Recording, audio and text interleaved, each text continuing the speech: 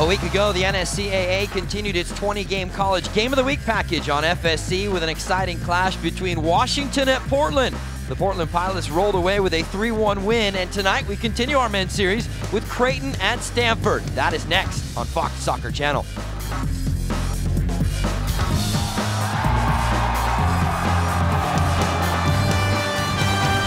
Brisk conditions here in Northern California as fall is upon us. Welcome to the Stanford University campus as the Cardinal play host to the Bluejays from Creighton.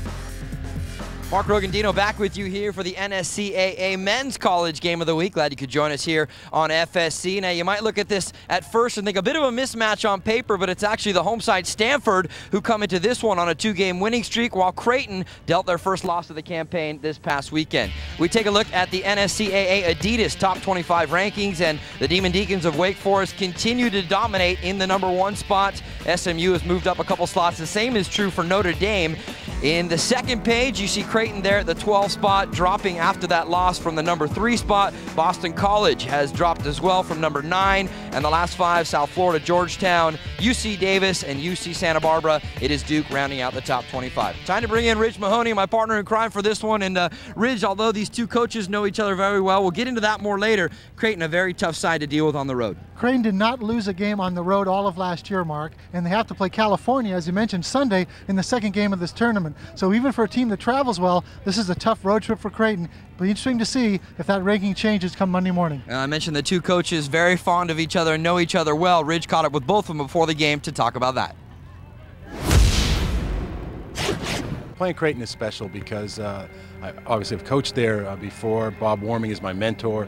The assistant coach, Johnny Torres, or one of the assistants, is a former player of the year who I coached, and it's a very special place for me. My wife is a graduate of there, so it means a lot, and particularly because they're such a great team.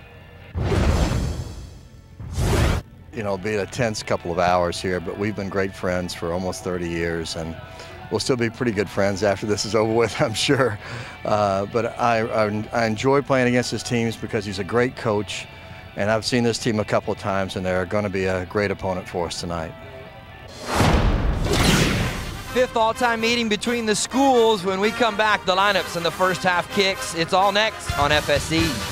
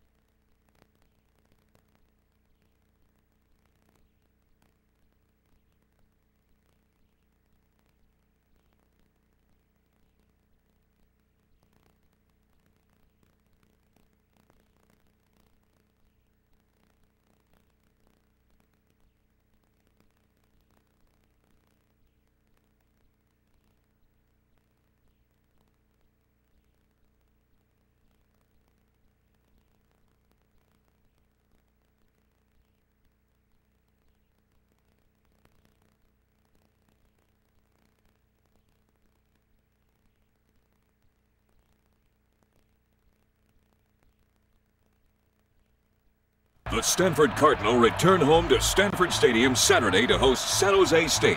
We'll celebrate the Coach Bill Walsh legacy. Kids 14 and under wearing their team jersey come free. The Family Fun Fan Fest starts at 3 p.m. next to the stadium. Join us Saturday at 6 p.m. Stanford Stadium, Cardinal and San Jose State. Kids 14 and under come free. For more information, click on GoStanford.com or call 800-STANFORD. Stanford Cardinal football, red, white, and you. Tonight's game is presented by the National Soccer Coaches Association of America, the world's largest single-sport coaching organization. The NSCAA is dedicated to providing the best in soccer coaching education. Visit www.nscaa.com for more information.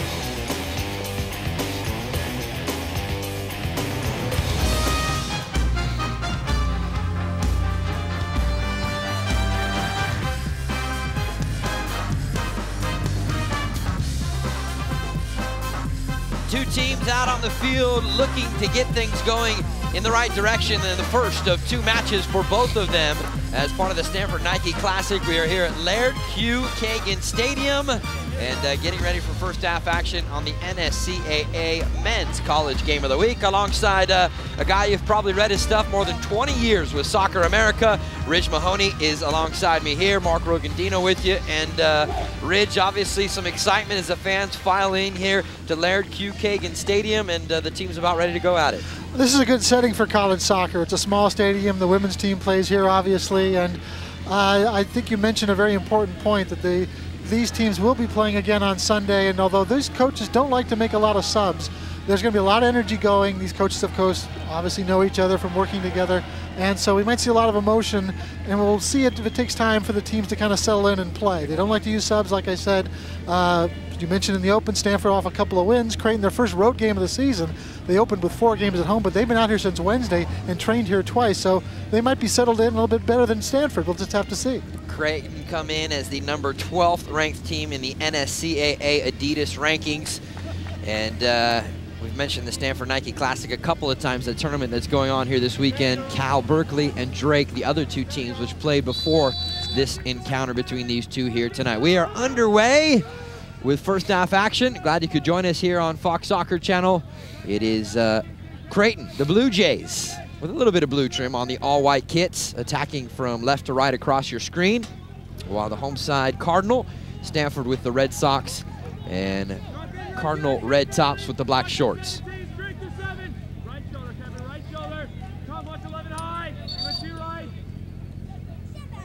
Right away, Creighton getting up the right side. This is their excellent right back, Akinarade, getting ready to take the throw.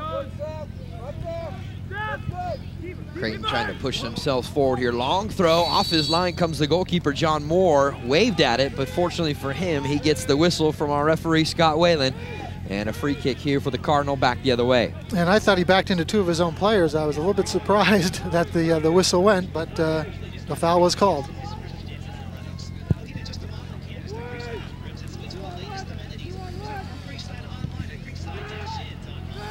Sinovic steps in to win that one, but it'll come back on the right side here for Jones, the senior, playing it up the right side, looking for the feet of Michael Alexander. But the Blue Jays step in to win possession. Looked like a straight knee-to-knee challenge there in the midfield, and Creighton will have a free kick just inside the midfield stripe. That was Gatsmanon off the number 7, getting up a little bit gingerly after that collision. Big switch, headed away by Imamura. And now it is settled in at the back here for Kevin Huang. Right side for Jones, bypassing the midfield, direct ball over the top, looking for Bobby Warshaw up top. That was Schuler, number 4, got up very well to win that ball in the air. Important, I think, Mark, if you are going to play the ball in the air, if teams are going to bang at you with that ball in the air, it's important to win those balls, get some confidence, and also get those knockdowns. Tim Walters trying to win it in the midfield. He does. Creighton keep possession, and then the ball touched away. Up top here for Novak. Tried to turn in some tight space, but runs out of room. There's a look at the coaches. And as we said in the open, both coaches know each other very well here. Bret Simon, in his 8th year as the head coach of the Stanford Cardinal, has had some great success with the team, but maybe not as much as he had, Ridge, when he was in charge of Creighton for a couple of years, taking them to the NCAA College Cup in the year 2000. That Stanford does have a good tradition of sending a lot of players to the pros, as both of these schools do, actually, and getting a lot of success in the NCAAs as well, but haven't been able to get over that last hump to win it. Or Creighton's been to the Final Four, of course, but neither team has been able to win that championship. But a lot of good players have come through these schools, no question. And you know, that's one of the things I enjoy about us getting out on the road to do the NSCAA game of the week, is that you get to look through and see all of the faces and names of players that have come through particular programs and how they've gone on to success and in various campaigns. Obviously, Stanford fans have to be very proud to have Ryan Nelson as one of their own, off in the Barclays Premier League with Blackburn Rovers. Well, I saw Todd Donovan on that same team. A good player, Lee Morrison, who wasn't quite as successful. Had some indoor years, though, Lee Morrison, right? He played some indoor. But we saw Ryan Nelson here, and we thought, boy, that's a guy who might be able to make it in MLS. I never thought he'd go on to captain Blackburn. Amazing. Blue Jays will play out from the back here on the left side. Nice little touch over there from Clark. Looking for the big switch is Walters, but he couldn't really get it through a lot of midfield players. And now back here for Jones. Tim Jones, a nice story coming in tonight. His 51st consecutive start at the right back spot for the Stanford Cardinal. Duran lifting it forward into the midfield. And Strickland, number 11, you just saw him win that tackle. He's really putting himself about in the middle of the park as Creighton is trying to establish some control of the middle of the field. Off to the races go Stanford. Can they get by into the offensive third? Poked away at the back by Akinrade.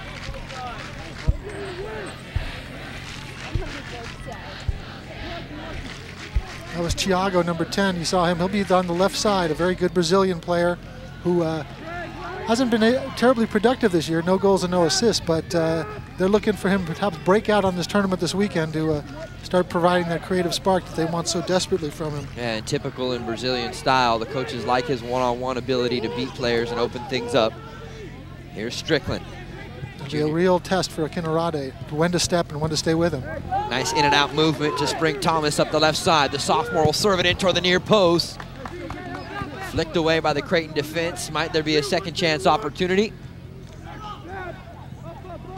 And you saw that Akinrade kind of slid into the middle because that's where the play was going, and he left a little bit of space there for Ryan Thomas, so I'm sure both coaches will have made a note of that. Here's Akinrade now on the ball. A lot of pressure from Stanford, doing a good job of getting players around the ball and switching positions as the ball moves. Strickland.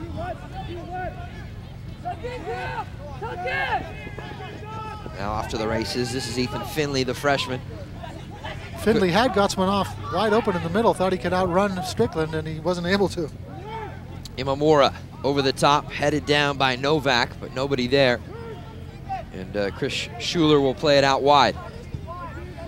Sinovic, little 1-2, he'll get it back at his feet with a bit of space on the left side. Good ball through the middle here.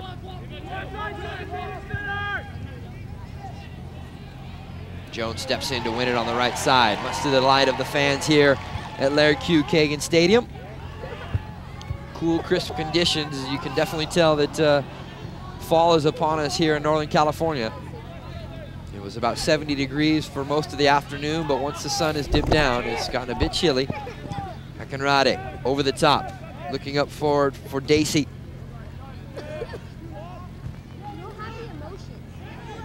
Greg Jordan, the freshman. Into the space, little chance. Long distance volley, not a bad effort, but easily saved by John Moore. And that's why they want to get Gottsman off into the attack. You saw him come forward, take one touch, give a pretty good crack with the left foot. So Creighton, although they haven't been able to really establish a rhythm, a couple quick strikes here to keep Stanford on their toes. So pretty spirited beginning. We've just played 7 minutes, and both teams have been in the other team's attacking third. And you've mentioned Gottsman off a couple of times. He's actually one of 2 players on the preseason Herman Trophy watch list for Creighton. Over the top, sliding over is Duran. The sophomore center back heads it clear and out for a throw here.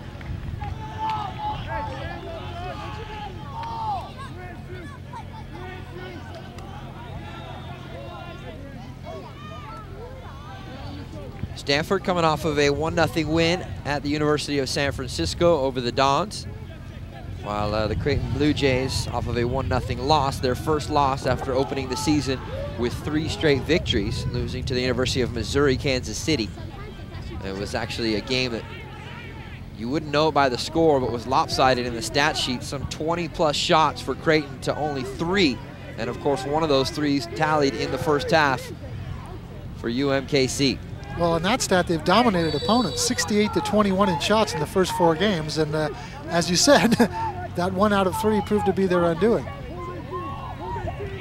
And head coach Bob Warming was very straightforward with his comments after that game, saying we played 70 minutes of great soccer, but obviously a full 90 minutes is what you need to put a W on the board.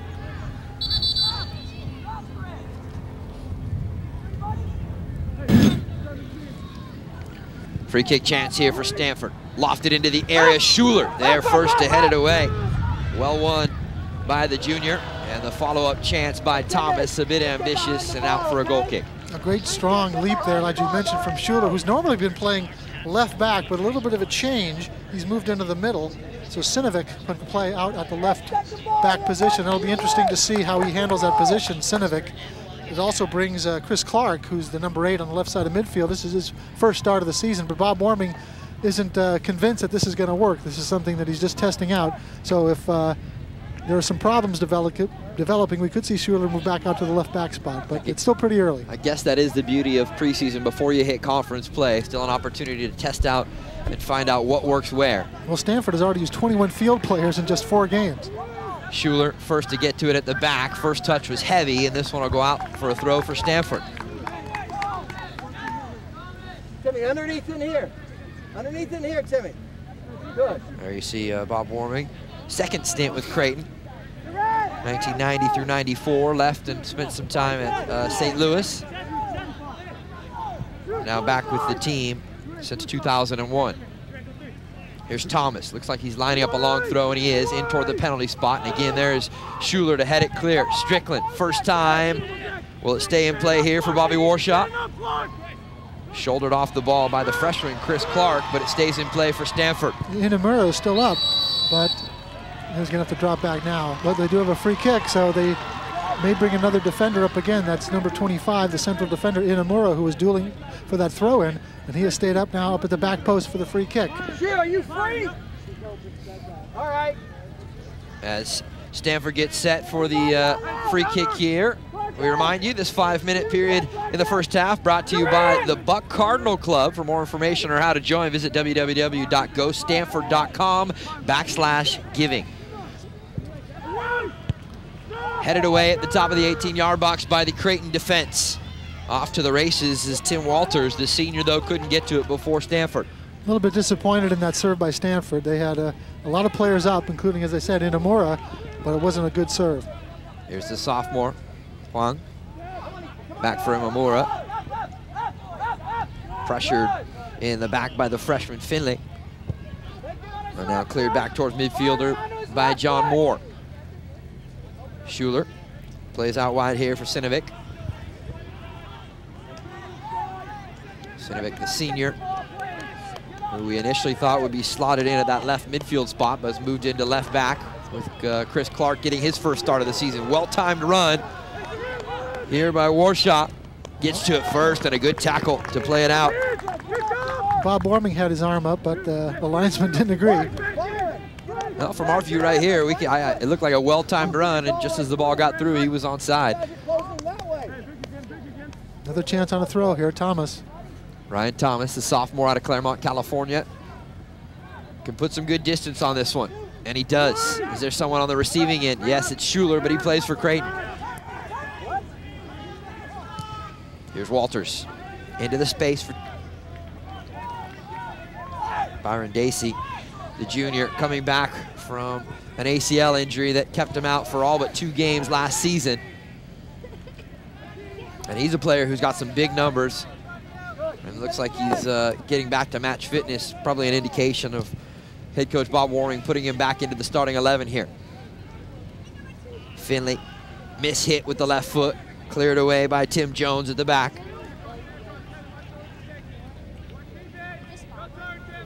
Sinovic.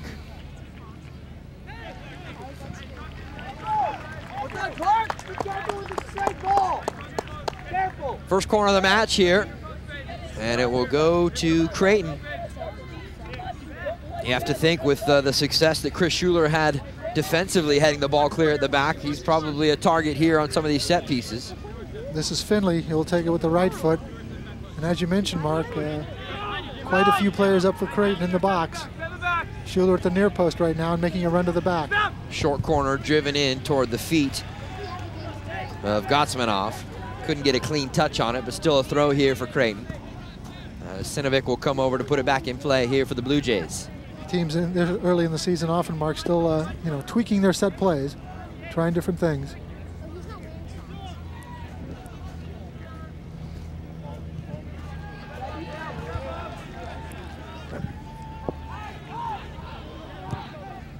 Direct ball over the top, looking for Dacey. Pops loose here for Creighton. Away from some pressure. Akinrade. And right out in front of the Stanford bench, but still a throw here for Creighton. Greg Jordan looking to play out wide and looking for the feet of Tim Walters, but the senior could not get there quick enough. Still a throw, though, here for the Blue Jays. There's Bret Simon. Intently watching on as we have almost played our first quarter of an hour here in Northern California. Cleared out, first time back in, off of the feet of Andrew Duran. Jordan trying to spring.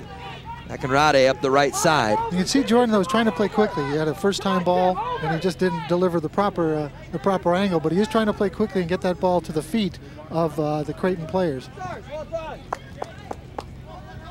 And they're winning more than their fair share of the 50-50 balls, which I think something Bret Simon is going to be concerned with. A lot of knockdowns going the way of Creighton right now. On that corner, if it's not on, it's not on. All right? Serve it in if you pull a guy out.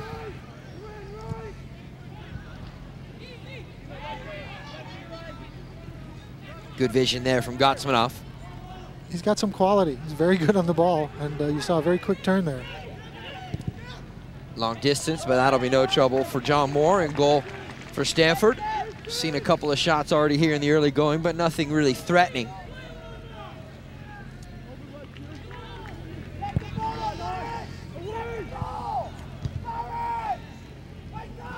Thomas. Strickland trying to play it out wide, looking for Tiago. Creighton will get the throw.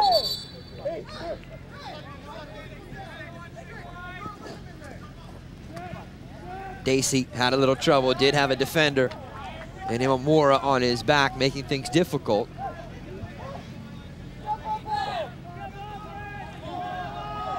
Well, we're seeing Strickland, number 5 for Stanford, keeping a very close watch on Gotsmanoff. Pretty close to a man marking situation. We'll see if that opens up some space in the middle of the central midfield of Stanford defensively. Dacey got a touch to it there with his head, but that one will trickle back for Moore. You can get away with that a little bit, perhaps, because you have a good experienced defender, redshirt senior Inamura, manning the middle. He's teamed up with Hong, who's a sophomore. And it'll be interesting to see if Gotsmanoff can make the adjustment, still find some freedom to get the ball. Schuler well played at the back. Picks out Tim Walters. Gotsmanoff. A little early on the ball on the overlapping run. Not enough patience, because he was looking left all the way. If he would have looked up or towards the middle, he certainly would have held it and made the defender commit, and it would have been a much easier pass to make.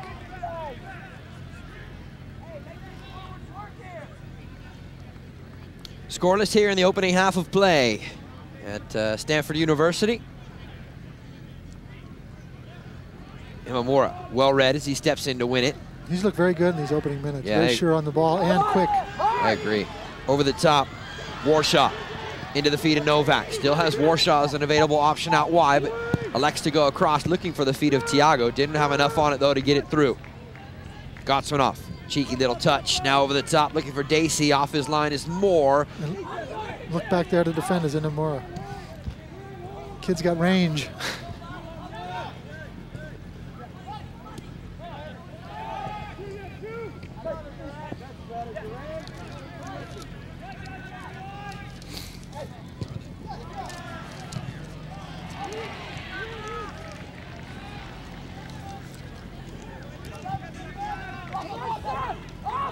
Well, as we do each week here on the NSCAA Game of the Week, as Akinrade plays that ball over the top, we invite a couple of guests from the hometown side into the booth, and pleased to be joined by Evan Morgan, fifth-year senior. Evan, off to a good start so far here for Stanford. A little bit of possession in the midfield and some chances getting forward. That's right. I mean, it's a hard-fought game right now, and two sides that match up pretty evenly, 4-4-2s. So it's good to see the battles going on and a lot of individual battles. So we'll see if we can come away with a good result. Thomas steps in to win that one, but the whistle will go against Stanford, and a free kick here for the Blue Jays. Evan, you're team co-captain, but obviously you've suffered a couple of serious knee injuries. How's the rehab coming? That's right. It's tough work, always coming back from injuries like this, but this is the second one, so I've had a good work ethic, and I'm really hungry to get back out on the field. Can we ask you, though, I mean, psychologically, you had the first injury, then the second injury came really early in the season. You had just finished the rehab of the first one, so I would see emotionally it's got to be difficult as it is physically. Exactly. I think it happened about a week apart.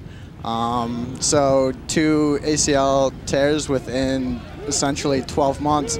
And I mean, I still have the fire to play soccer, and that's really what's kind of getting me through the rehab and really want to get back out on the field. Some people like to say that being on the sidelines helps you see the game differently, even though it's really hard to not go out there. Have you managed to, glean anything from being on the sidelines so long that's maybe going to help you when you do get back out there? Yeah, exactly. I think if you have talked to any of my coaches, they would say that I'm a little more patient on the ball now after coming back from this injury.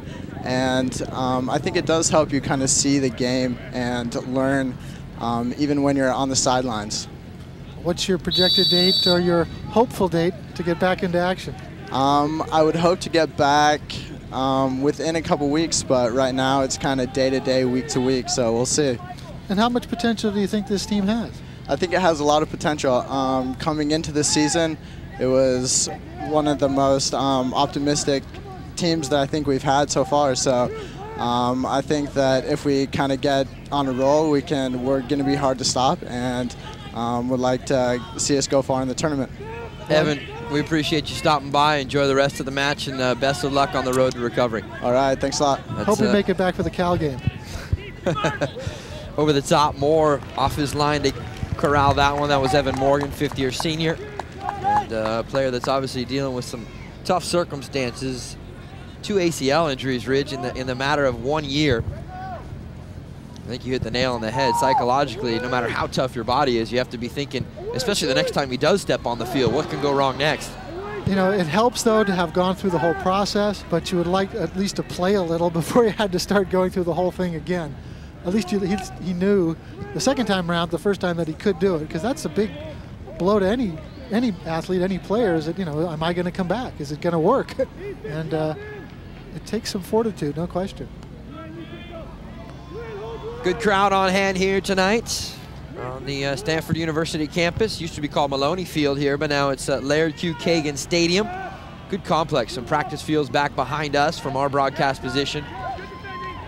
Good ball. Dacey, first time. Tough to hit it across your body, but he did all right with it. In fact, Bret Simon says they're raising money right now to build a second stand, which would be behind us. Let's take a look, first of all. Dacey decides to hit it first time and is a little bit behind it, a little bit late. And that would put up a separate set of bleachers and some nice dressing rooms, and they want to put another practice facility by here. So this is a nice little complex, and it's going to be much better if they can get that second phase of the project going.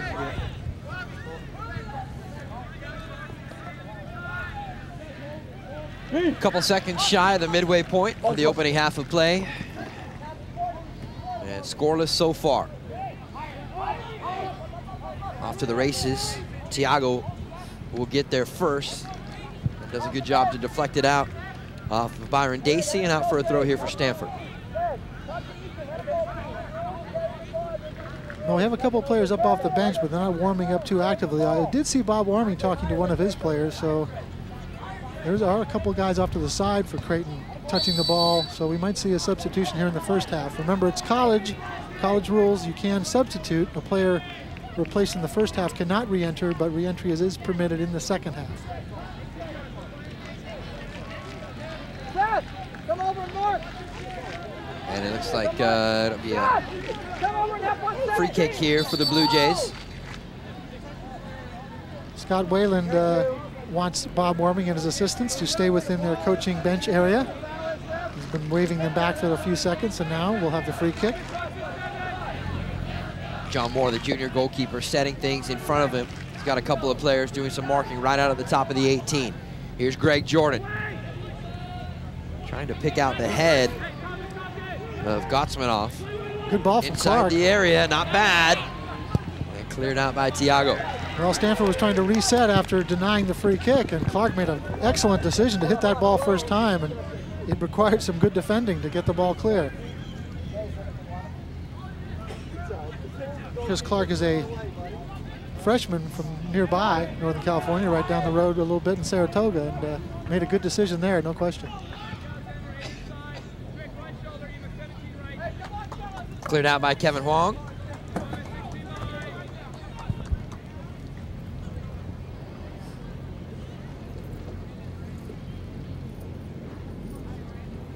Both teams have had a decent amount of possession, probably not too overwhelming for either side, but I think it's safe to say that Creighton so far have operated a little more in the middle part of the field and the offensive third.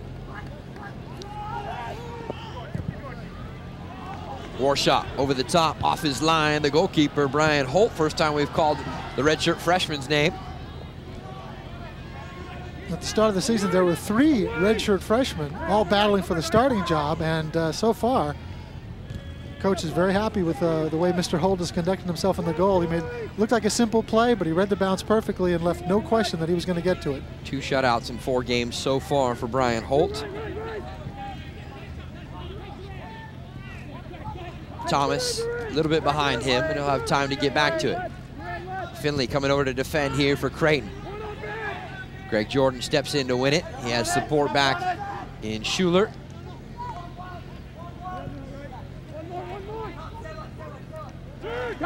Wide here for Finley. Into the feet of Walters. This is better here from Creighton. Nice little sequence building up. Walters tried to slip it back out wide, but he will keep possession as he touches it over for Gottsmanoff, and the big switch all the way across here for Sinovic. Into the space, don't know that that was the ball, especially when Chris Clark was all by himself over on the wide sideline. But some good defending by Stanford. They got players around the ball, won the ball, and then covered well with the switch. And when a mistake was made, they pounced on it.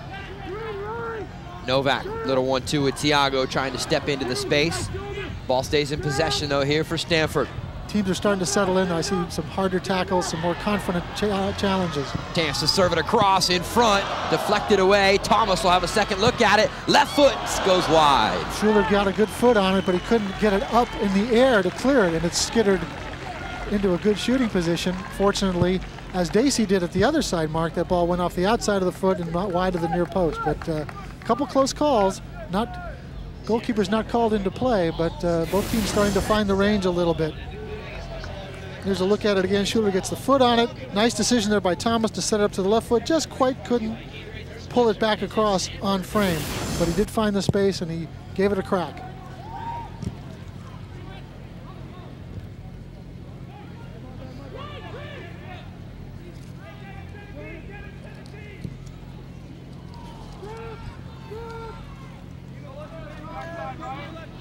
This 5 minutes of the match brought to you by GoStanford.com for all your Stanford ticket needs and all Cardinal sports information. Make sure you visit www.GoStanford.com. Jeff Thayer, the junior forward, is up, and it looks like Coach Bob Warming is going to have him check in here. We thought Thayer might be in the starting lineup, but it was Tim Walters, the senior, who got the nod instead to partner up top with Byron Dacey. And we'll be interested to see if that will be the change, as I would imagine it would be. As Walters may be a little more experienced, but Thayer, brings a few elements that the coach is extremely happy to see. He gets off a lot of shots and he puts them on target. 7 out of his 11 shots this season have been on target, and he has 2 goals. Good overlapping run back, and Rade gets into the space. Stanford, though, good collective defending. Thiago, first time up top. TJ Novak, the senior, brings it down with the chest. He'll play it wide here for Michael Alexander. Over and into the space, but no one home for Stanford. Easy collection there for Seth Sinovic. Yeah, I think you're right, Ridge. Space starting to open up for both sides as well now, too. Dacey. Everybody's got a pretty good chance to know what somebody brings to the table, as we see Imamura, a good, strong challenge again in midfield. It'll be interesting to see if this change further helps Creighton open up the front line. Greg Jordan will leave it there for the junior Chris Schuler. You know, sometimes, Marks, particularly in college games, it takes everybody about 20, 25 minutes to really start playing rather than lumping the ball forward at every opportunity. At least that was always my excuse. Well, that was all I could do, so I didn't have any excuse. Novak, good ball to the backside, but off his line is Holt. And he cuts it out first before Stanford can go any further. Quick distribution here for Finlay. Warshaw had a beeline for that ball, but goalkeeper, again, looked like it was simple play, but he handled it easily. He was way ahead of whatever Stanford had in mind. Finlay into the space up top, looking for Walters. Kevin Huang had the inside track, and out for a throw for Creighton, and they'll make a change. And it's going to be Ethan Finlay, the freshman. 2 goals in 4 games already in his college career. And he was in the College Soccer News top 100 freshmen to keep a watch on. Saw a few touches here on the right side, but obviously with the college rules, he's done for the opening half. And we'll see who takes that spot at right mid. Headed away at the back with authority by Imamura. Follow-up chance is wide. And that looks like the spot that will be filled by the substitute at the right midfield spot.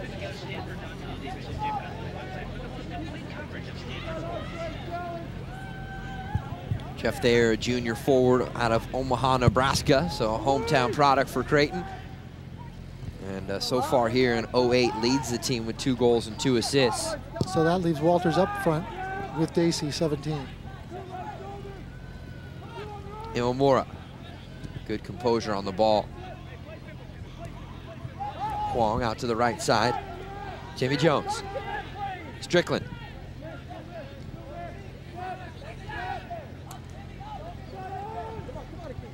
Hear the Stanford bench saying, Timmy, up, up. They want him to push up. They want him to get into the attack, much as the other outside back, Ryan Thomas, has done throughout this first half.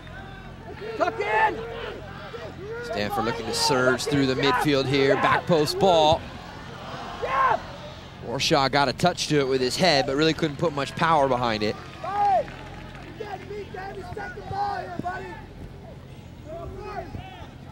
And the teams will reset their shape as Brian Holt puts it back in play here for Creighton.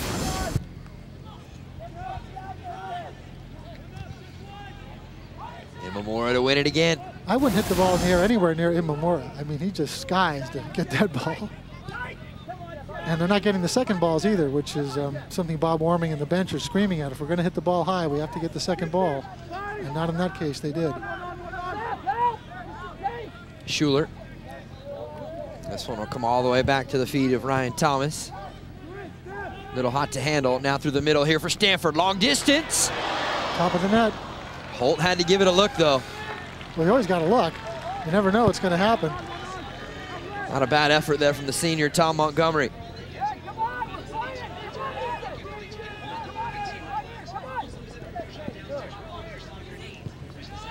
Akinrade.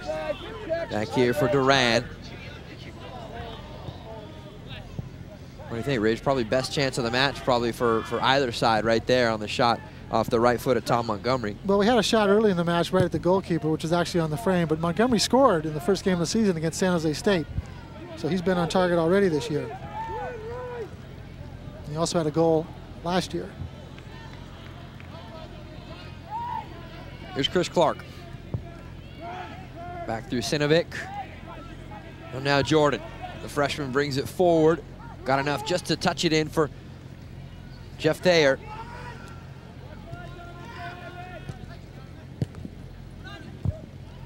Good turn on the ball there by Jordan. Trying to get out of some tight space. The ball there from Thayer wasn't the best. Dacey. He'll take it again on the overlap. The freshman left it for him. Centering ball out in front. Loose ball inside the area, and finally Stanford come in to clear it, and an injured player down for the Cardinal. I believe it's going to be Imamura. I think you're right, because his partner in the middle, Hong, is over there taking a look at him. I thought Creighton was a little bit unlucky. They had Clark overlapping, and there's Gotsmanov squeezing the ball through, trying to get it to Walters. Didn't see where the injury occurred. And Stanford was really scrambling there, but Creighton just didn't have the right player making the right decision at the decisive moment, and Stanford was able to hack it clear, and Imamura has recovered from up north. We were just up there last week in Portland. He's from Eugene. Spent a year at Cornell. Played 15 games for the Red, and then came out here. More than 40 collegiate games to his credit. You know, you don't see too many players in the collegiate ranks that you would call a sixth-year senior that are getting playing time. Granted, another year of eligibility after some injury problems earlier in his career. But you can see he's a seasoned player, and certainly a nice component for head coach Bret Simon to have to build your defense around. And he was really a bit surprised that they gave him a second redshirt year, because there's no rule that says you have to, but now they can, as where in the past there was no way you could get a second redshirt year. And Bret Simon was very, very happy to have him back, as he said. A lot of experience, a very good player, and athletically quite gifted.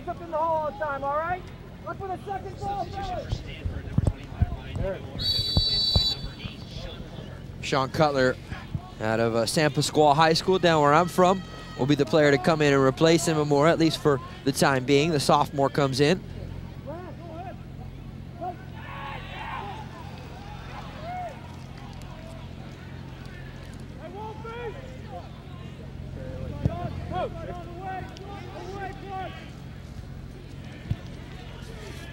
And a couple of other players up off the bench for Stanford. Cameron Lamming, as well as Bram Bishop. Bret Simon was pretty sure that Lamming was going to make an appearance today. Small side story. Cameron Lamming, as he gets ready to come in here from where I come from today, Orange County, San Juan Capistrano, and getting ready for my flight. Some gentleman behind me standing, talking about going to go see his son play in the Stanford game, and he says, Cameron this, and so as soon as I get here, I check the media guide, and it happens to be him. Well, when I was at the Oakland airport for our game last week at Portland, San Diego State was playing the game before the women's team, and sure enough, they're at the Oakland airport where mom and dad with SDSU stuff, and I said, I bet you your daughter plays soccer for San Diego State. Stand up!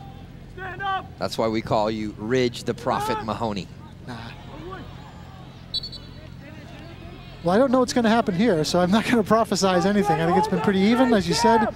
A couple decent looks, a great shot by Montgomery that just drifted over the crossbar, but we'll just have to see if there's a breakthrough here. Just about 10 minutes left here as that one is headed back into the gloves of Brian Holt. Scoreless here in the first half. Rich Mahoney and Mark Rogandino here with you for the NSCAA Men's Game of the Week here on Fox Soccer Channel.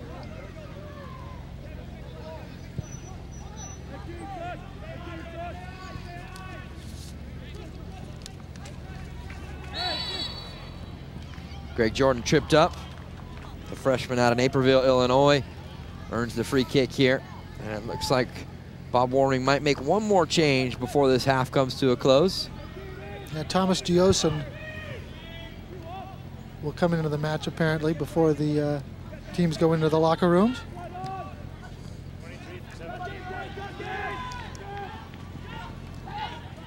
The Norwegian Giosin, a junior.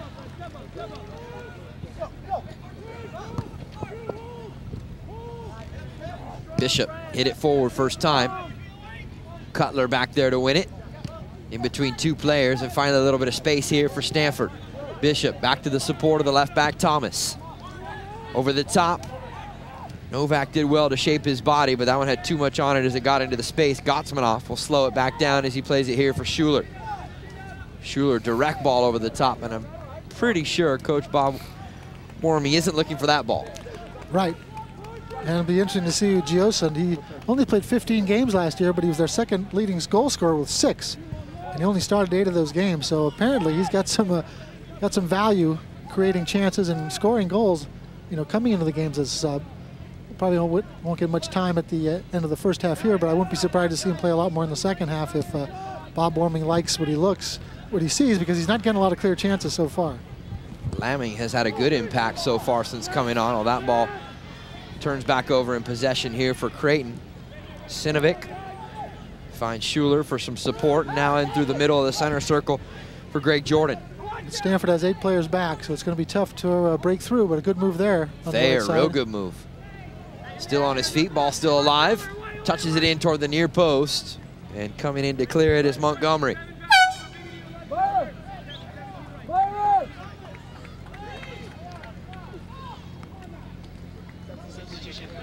Thomas Gioson will check in, and he will replace Dacey.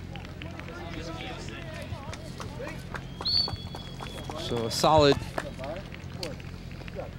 38 minutes about for Byron Dacey. And I'm sure we'll see a lot more of him in half number 2. Gioson, good touch initially, but too far away from him to keep possession.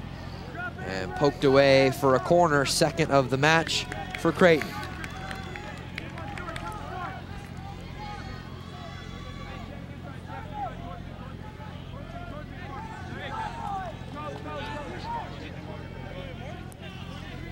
It'll be Gotsmanoff,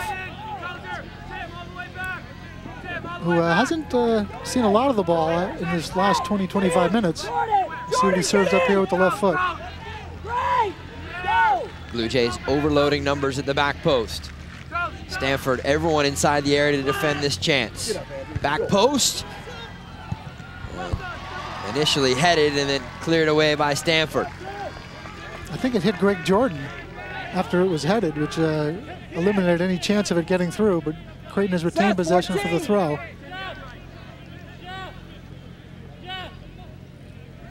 Akinrade, he's got a pretty long throw himself. Flicks that one in. Actually off the head of Gioson, but right into the gloves of Moore. Jones starting things up the right side. Chris Clark steps in. Creighton back the other way. Lamming some good defending.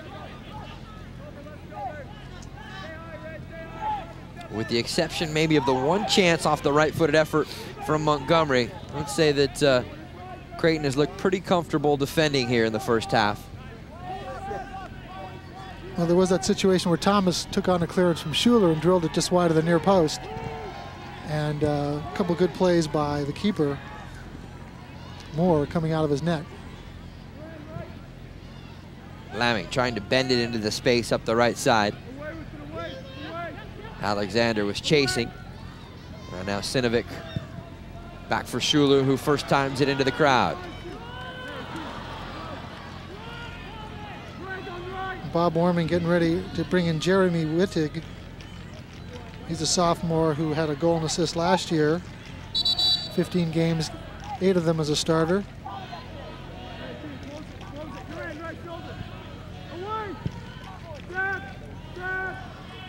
Culver heads it forward. Gotsmanoff was there.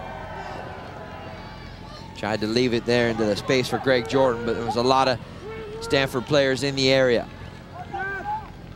Warshaw back with the support of Huang.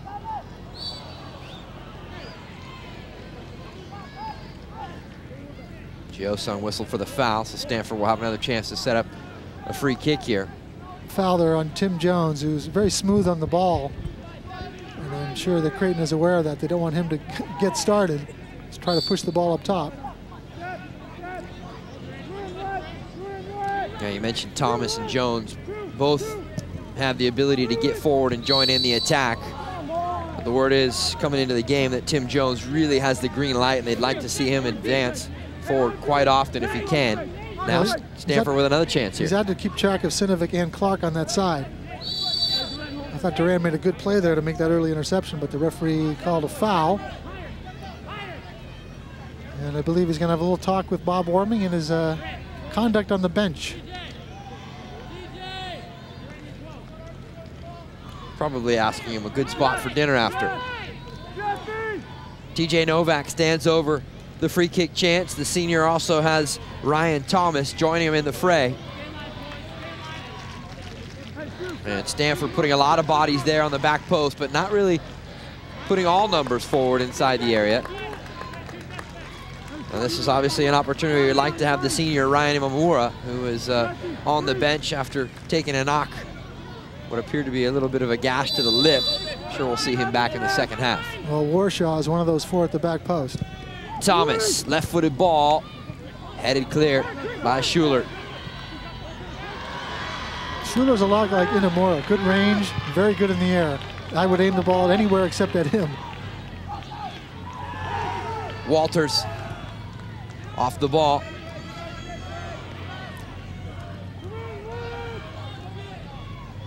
Huang. And Bishop had a little trouble keeping it in play. Injured player at midfield. And in the meantime, Jeremy Wittig will come in and he will replace the senior Tim Walters. And I think it's Culver, who came on as a sub just a few minutes ago, who's down for Stanford. And Walters, some good battling up there, but didn't really have the that idea that could unlock the center of the Stanford defense. We'll see what happens. Bob Warming watching everything very closely with his front runners now. He's brought in a couple new people. Be interesting to see how he uses Gioson and the other subs come the second half. 3 minutes and change left here in the first half of play.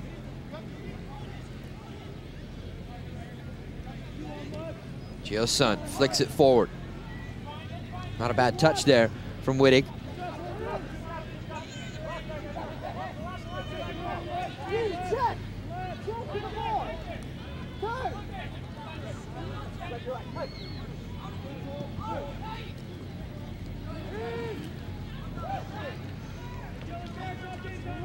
Into the space for Gotsmanoff.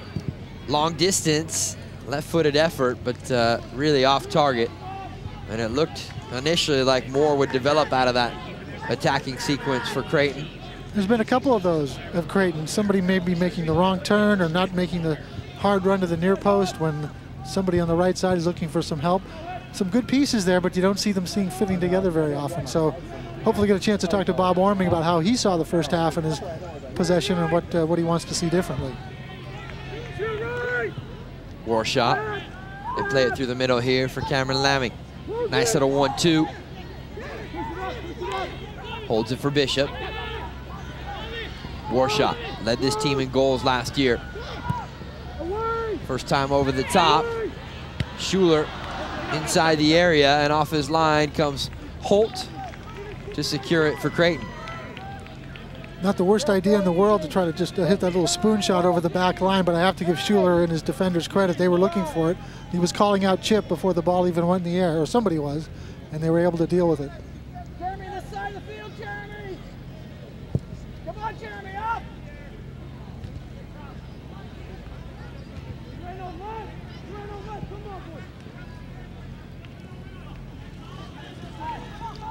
Montgomery. Culver. That one has too much on it as it goes out in front of the Creighton bench. Well, Gioson has definitely of Creighton a better presence in the air up front, but so far he hasn't been able to get the flick or knock the ball down to really create anything. And we'll just have to see again. Like I say, we've only got 1:12 to go in this first half. What kind of alignment and changes the coaches make for the second 45 minutes has been pretty much a case of the teams really canceling each other out, aside from the rare breakthrough. Gioson stepped in to get it. Wittig applying some pressure.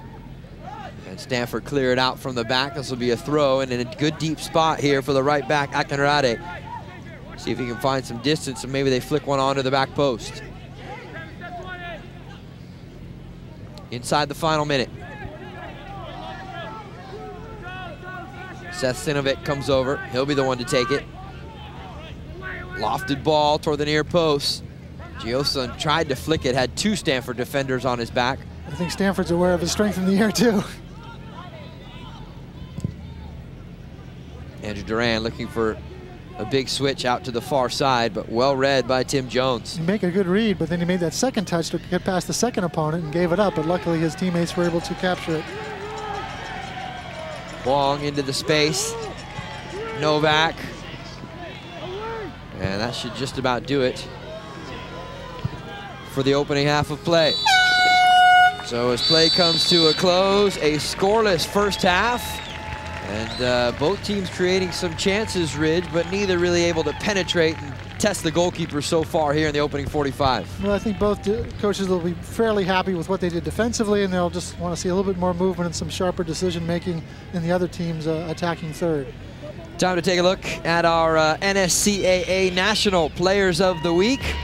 And this week we congratulate Brianna Silvestri, the goalkeeper from Arizona State out of Terra Linda, California, and Paul King, Farley Dickinson out of Newcastle, England's got to be a Magpies fan. Those are our 2 NSCAA Players of the Week. Well, an opportunity for us to welcome in Stanford coach Bret Simon. Coach, your thoughts on the opening 45 minutes? Well, I thought it's 2 teams playing 4-4-2, 2 teams with want to possess the ball. I think they maybe did a little better job than us in the first half, but we countered a little better. So it was a stalemate. What changes do you think, or do you want any different emphasis about how you're going to move the ball up the field to maybe break them down in the second half? Yeah, Ridge, a couple of things. I think we have to do a better job defending them so that we can get balls in transition. They're a very good team, getting a lot of guys back behind the ball, and if we aren't able to win balls, we can't transition. It makes our job a lot tougher. Can you give us a status on him more quickly before we let you go? Yeah, he has a cut. It needs a couple stitches, but we expect he'll be back hopefully by the start of the second half. Coach, we appreciate you stopping by. Best of luck down the way. Hey, thank you. That is Bret Simon, the 8th-year coach here for the Stanford Cardinal, and his team knotted up at 0-0 after 45 minutes of play here at Laird Q. Kagan Stadium. Back with more on FSC after this.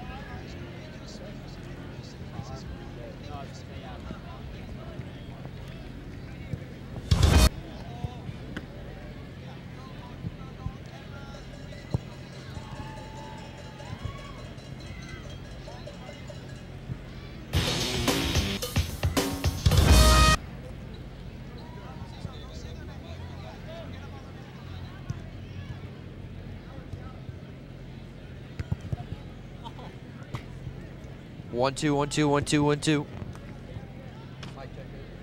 ABCD, Ridge on the mic. A, B, C, D. Mauricio, liner, layout, bump in, a little bit of welcome back, and then you're going to get to the net shot.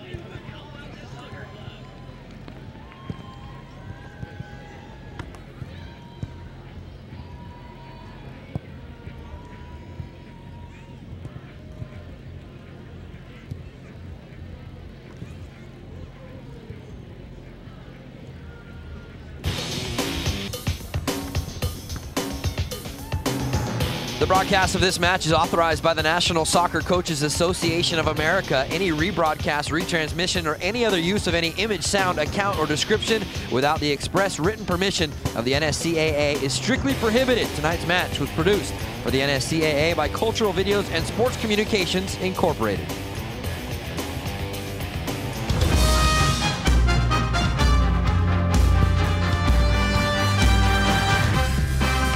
Welcome back to Stanford University, where after 45 minutes of play, Stanford and Creighton all even at 0-0 here on our NSCAA College Men's Game of the Week. Not a bad first half, both teams having some attacking chances, but neither really able to penetrate into that final third and cause some trouble for the goalkeepers. Maybe that'll all change as we get to half number 2. As we do every week here on the NSCAA Game of the Week, we bring you the NSCAA of America Committed Coaching Tip.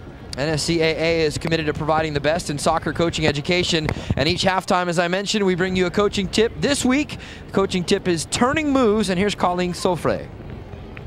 I'm Colleen Souffle, NSCAA staff coach. Coaching tip of today will be turning using 2 different moves. The first moves that we're going to introduce is called the Cruyff. We use a Cruyff when pressure is in front of the attack. The second move we're going to be using is a step over. We use a step over when pressure is behind us. First move we're going to show you is the Cruyff. Okay, good. The important thing about the Cruyff is your non-planting foot, stepping beyond the ball, using your body to lean over, coming over the ball, and pushing the ball behind. Boys, don't forget, after you're done with the Cruyff, that you're exploding away from space. One more time, please. Excellent. Excellent acceleration after the Cruyff. That's when pressure is in front. The second move we're going to show you today is a step over. Okay, let's demonstrate the step over. Tracking the ball down. Excellent. Pressure is behind the attacker. What we're looking to do is deceive the defender, tracking the ball down, stepping over, and going in the opposite direction. Let's see that one more time.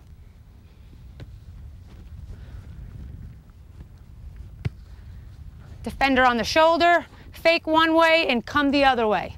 Step over. 2 moves we did today, step over and Cruyff. That was this week's coaching tip. Nice job there, Colleen, and of course that Cruyff works great when you're going down toward the end line to play in the cross. Tonight's coaching tip has been brought to you by Soccer Learning Systems, the official DVD partner of the NSCAA. See all the official NSCAA DVDs at soccercoaching.com. A couple of program reminders for you, as we've got continuing coverage of the NSCAA on Fox Soccer Channel, and we'll be back with more next week, including Maryland and Wake Forest, and then also Santa Clara and UCLA on the women's side. That one on Thursday, September the 25th, 11 p.m. Eastern Time, 8 a.m. out on the West Coast. So Rich and I will step aside as we continue our coverage here from Stanford University. A reminder, it is 0-0 after 45 minutes. We'll be back with some highlights and, of course, take you up toward the second half kick. Back with more on FSC right after this.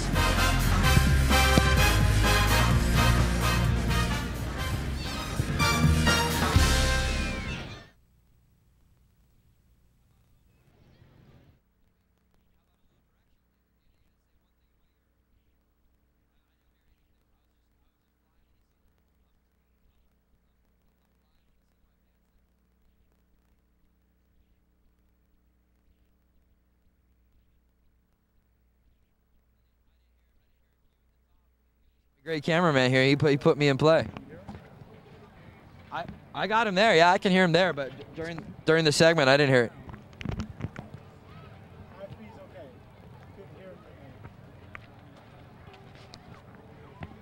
Hello, hello, hello. Yep.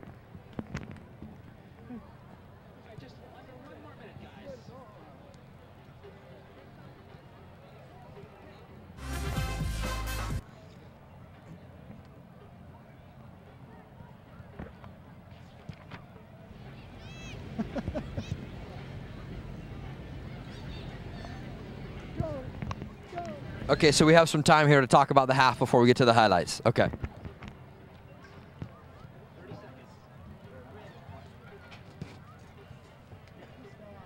Oh, beautiful. That's all right. Whoa, okay, thanks, Greg. Don't hurt yourself.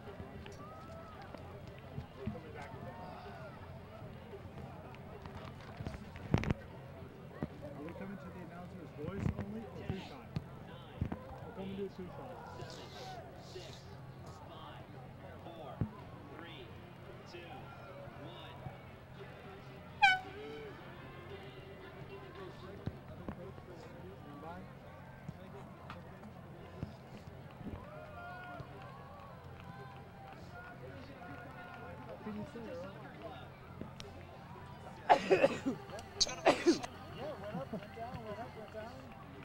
Only when I come to Northern California, like my allergies just go crazy up here.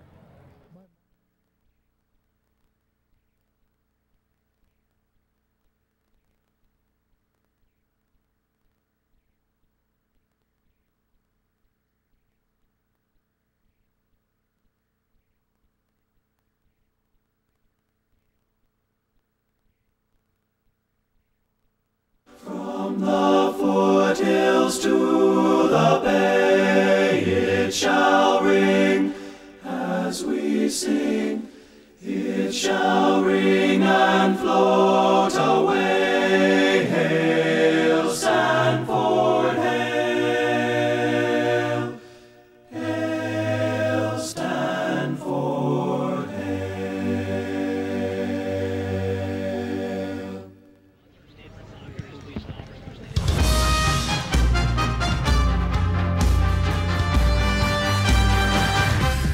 Welcome back to FSC's coverage of the NSCAA Men's College Game of the Week. After 45 minutes of play, it is Stanford nothing and Creighton nothing.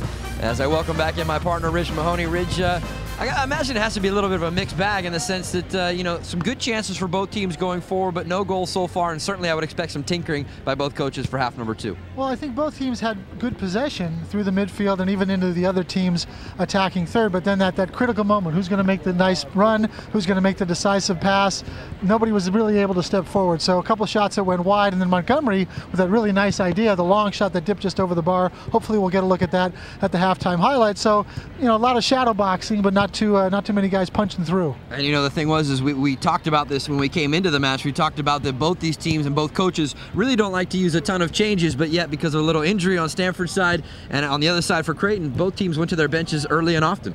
I think also, though, you have to remember they have another game on Sunday. It is a 3-day tournament. You have to play twice within like 36 hours. So yes, you don't want to use too many subs if you have the players out there, but you want to keep those legs fresh and get through both games with the minimum of fatigue and injuries. Time now to look in on the first half highlights from this one, and we pick it up in the early going, and a chance here for Stanford coming down the left side. Thomas with service into the box, but that one pushed away. He was very active coming up from that left back position, not so much on the other side from Tim Jones, and we also saw Dacey trying to get around that shot, missed the near post. There's one of the battles of Inamura, who had to come out afterwards with a cut. And then Stanford again getting some penetration. Nice play by the goalkeeper. He played in a very good game, I thought, throughout the whole first half. Very sure on the few times that Stanford came around the edge of the penalty area.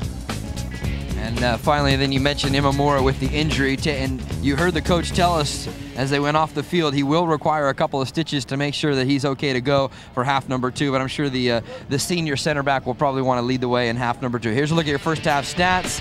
Shots on goal, even at 6 apiece. Saves, 1 better in the nets for Stanford, and 2 corners in the opening half of play for Creighton, none for Stanford, and no cards handed out by our referee in the first half. Well, Scott Whalen did call 10 fouls, 5 on each team, so even in the fact on the fouls, everything's pretty even that first 45 minutes. Ridge and I will bring you back for the second half kick after this.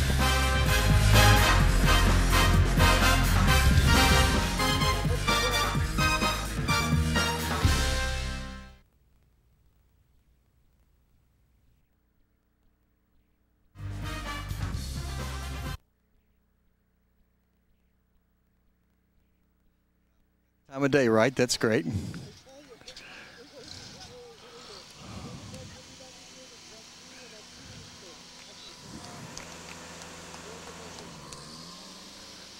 I guess that means we're not starting on time, right? Holtz, we got 2 more minutes. Holtz, 2 more minutes before we start. 2 or 3 more minutes before we start. 2 or 3 more minutes, all right?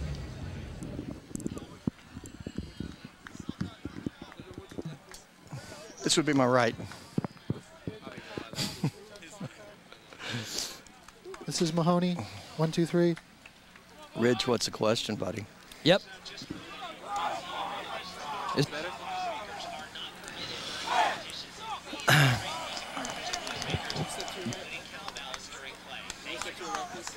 I can't hear you. Yeah.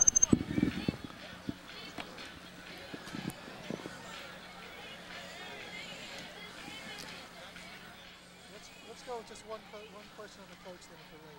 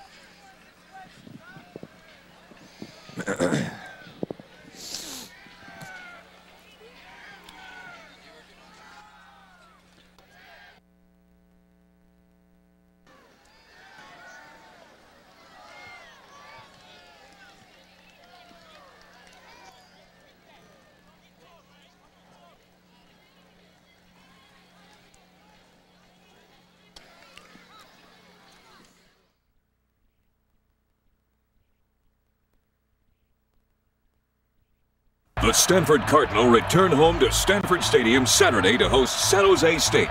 We'll celebrate the Coach Bill Walsh legacy. Kids 14 and under wearing their team jersey come free. The Family Fun Fan Fest starts at 3 p.m. next to the stadium.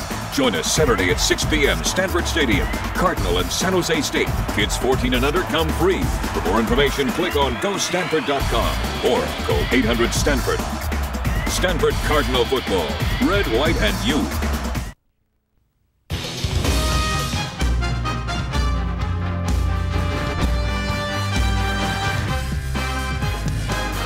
Game is presented by the National Soccer Coaches Association of America, the world's largest single sport coaching organization. The NSCAA, providing the best in soccer coaching education. Visit www.nscaa.com for more information.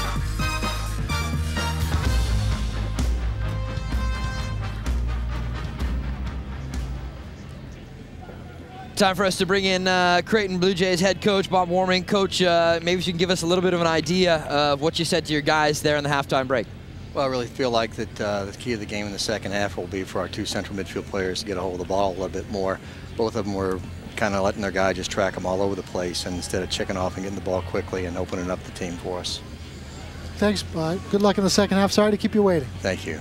We appreciate it, Coach. That's Bob Warming in his second stint with Creighton University, and I think Ridge, that pretty much says it. He'd like to see Gottsmanoff and Greg Jordan do a little more movement in the middle of the park to get themselves free, because it was some good defending for Stanford. Well, they also, though, they had some possession with Clark on the left side and Finley, and then when they made the substitution, so they were getting the ball out wide, but you didn't see support from the central midfielders. They kind of hung back, and then Stanford was able to kind of cluster together around the 2 forwards. So we'll see if there's more movement from those center guys. Thomas will send that one in, a chance in front for Alexander.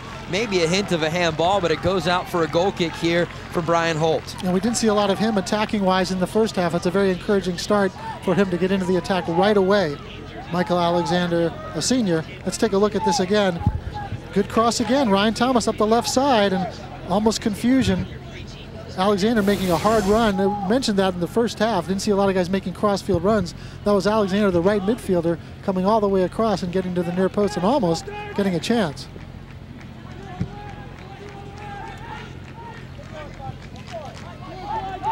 Teams have switched in to begin half number 2. Blue Jays now attacking from right to left across your screen in the all-white kits with a bit of blue trim on the jerseys, while the Stanford Cardinal in the black shorts and Cardinal red tops and socks. And Tim Walters, who was substituted, has come back in to start up top along with Byron Dacey. So Creighton has gone back to their forward pair who started the match after making a few changes through the first half. This is Strickland. Novak checking back, gives it back to Strickland. Now trying to release the ball over the top to the far side for Tiago. Back inside. Good ball, overlapping run.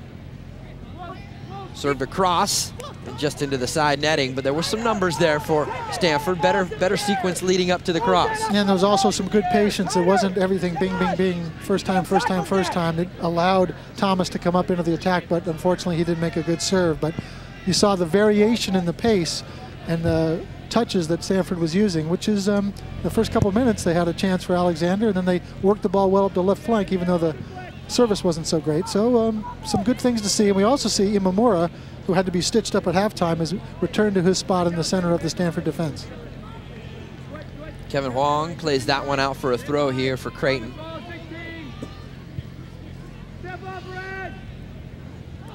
Schuler didn't get to it in time. And now here's Warshaw trying to send it forward. Sinovic there to intercept, but possession still back in the midfield here for Stanford. Strickland wisely plays away from pressure. Right side here for Timmy Jones. Cuts inside and then lays it off. Now he'll get into the offensive mind of things.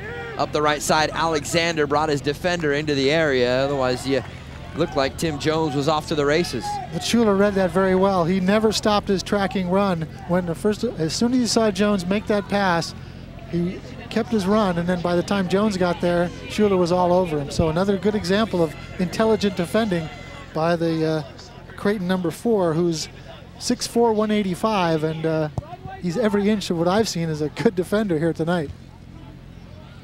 Yeah, if you're putting together maybe a Division I all-star team to go play a few matches, you put Schuler back there with Ryan Imamura, no one's going to win a head ball back there. Flag stays down as Walters gets to it here on the right side, trying to get past Imamura. Centering ball cleared out first time by Huang. I don't think Walters was looking over his shoulder to see where Imamura was. Otherwise, he could have maybe set him up for a move by the time he decided what to do. Imamura was at the perfect distance where it was going to be difficult to go past him or around him, and he just hit the first time ball. Akinrade, the junior, actually spent his first 2 years of his collegiate career playing for Central Florida, but now has made his way to Creighton to play right back for the Blue Jays. Ball makes its way through here for Strickland, releases it out wide here for Jones.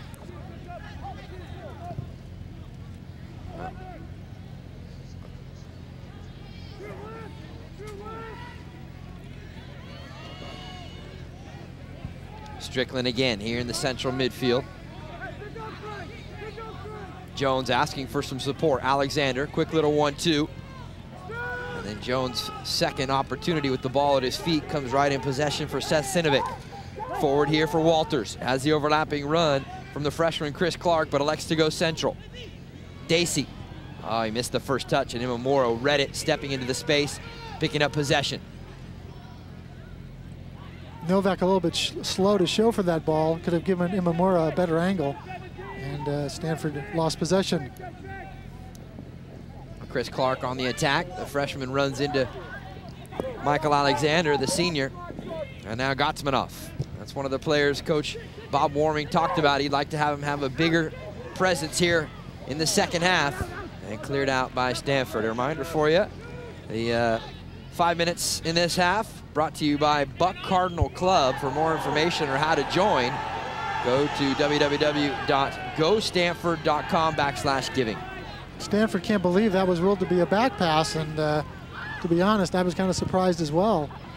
But maybe they felt that Schuler was just trying to get control of the ball and wasn't deliberately knocking it back to his keeper, but that was a very close decision. And Bret Simon, the Stanford coach, is in the ear of the AR right in front of his bench. And there was at least one towel thrown furiously to the ground on the Stanford bench. Bret Simon is not pleased at all. Scoreless here, just underway. A couple of minutes into half number 2.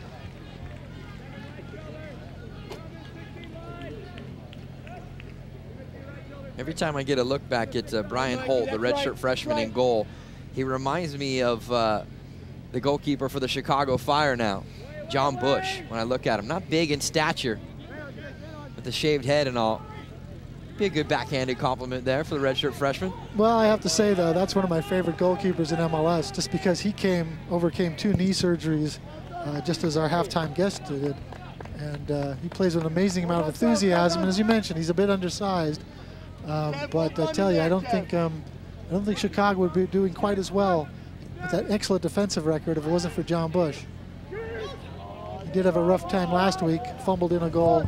Really the only mistake I've seen him make all season that resulted in a goal. And regardless of who he looks like, Brian Holt has done a nice job tonight. Brian Holt put together a sequence of 232 minutes and change without giving up a goal earlier in the campaign. And as we said in the first half, 2 shutouts in the first 4 games of the season here for the Blue Jays. And he may have been destined to come to Creighton because he went to Creighton Prep in Omaha, Nebraska. Off his line comes Holtz. Good anticipation from the young goalkeeper, and waits for things to settle back down before he puts it back in play here for Creighton. Another good idea, though, to put Thiago with that run. Again, outside midfielder making a darting run into the goal mouth, which we didn't see a lot of from either team, but particularly from Stanford in the first 45 minutes. Finley, the freshman, back in here to start the second half. Good little heel flick there from Warshaw. And then it's Tom Montgomery tripped up inside the center circle, and a free kick here for Stanford. Greg Jordan has stepped into a lot of tackles and almost won that one cleanly, but as you mentioned, Montgomery kept fighting and drew the foul. Thiago. Little chip through for Thomas on the inside overlap. Didn't get there, and it'll come back out here for Walters. Well, Creighton has seen that a few times tonight, and they had that one diagnosed pretty early. But again, I don't know if Bob Warming is kind of surprised by how much Creighton is turning the ball over in midfield. Unforced errors have cost them a few possessions. I think if you were a objective eye coming in to look at this match, you would never know that Stanford, not even ranked in the NSCAA top 25, as Creighton currently sit in the 12th spot. Good ball in here from Montgomery. First time across the area, and Holt wasn't about to spill a rebound inside his own 6. And Bret Simon mentioned some things he'd like to see more of during the season. And he'd like to see Montgomery get into positions not only to try shots as we saw in the first half, but use those flanks and try to get in behind the back line, the outside backs. And that was a good low ball. Another fine play by Holt to snare it cleanly, not give up a rebound.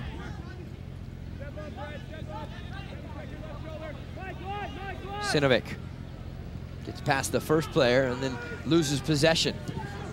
Warshaw up top for Novak. Good checking back, and he leaves it there for Warshaw.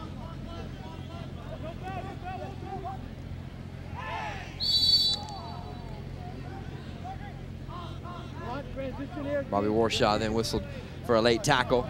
Creighton put it right back in play. Well, he goes dispossessed again by Schuler, 40 yards from goal. I don't think he expects Schuler to push out that high, but Schuler has so much confidence in his speed and his anticipation that he's not bothered moving 40 yards out from goal to win a tackle. Back at the other end, Byron Dacey tripped up. Creighton put it in play again. Gottsman off, trying to slip it through a tight window. That was half shot, half cross. Again, Gottsman off.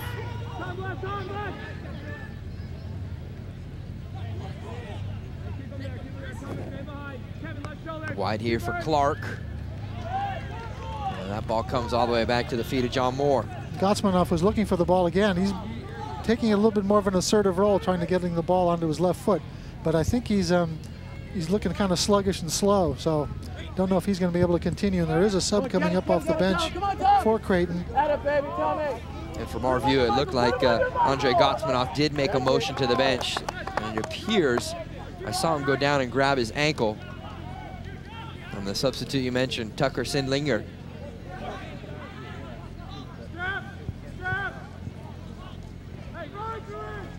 And he's a midfielder who has also played some forward, very much an attacking player like Gottsmanoff. So that change would seem to be on the agenda. Nice little exchange at the top of the box for Stanford, but they couldn't find that final pass to put it in a dangerous spot. Thomas picks up possession right near midfield. Tiago trying to run onto the ball into the space. Good defending from Andrew Duran. We haven't mentioned Duran's name too much. Schuler's been pretty dominant, but Duran has not played a lot this year, although he's played every game. This is his just coming into the starting lineup, and he's handled himself pretty well out there as well. And here's the change that we anticipated. Sindlinger coming on for Gotsmanoff. He had 5 assists and 1 goal last year, did Tucker Sindlinger. He's from Cedar Rapids, Iowa. And also this year, a goal and an assist. So he's been productive in some, even though it's early in the season. And Gotsmanoff makes his way over, and he meets head coach Bob Warming on the sideline. And we didn't know he may have had a pre-existing injury that he aggravated here tonight, because he really didn't look quite as sharp and as incisive as we might have expected. We'll have to see. They're looking at, can't tell if it's his knee or his ankle. And from our broadcast position, we could clearly see that he was not happy coming off. I think probably not only disappointed that he has to come off, but obviously that injury. And we'll see if we can get more on the status of that as we move on here in the second half. Well, he does deprive Creighton of a good, tricky left-sided player, left-footed player. We'll have to see how Creighton adjusts. We're just about 13 minutes into the second half, still no score. By the looks of things, it looks like they're going to bring the freshman Chris Clark in centrally.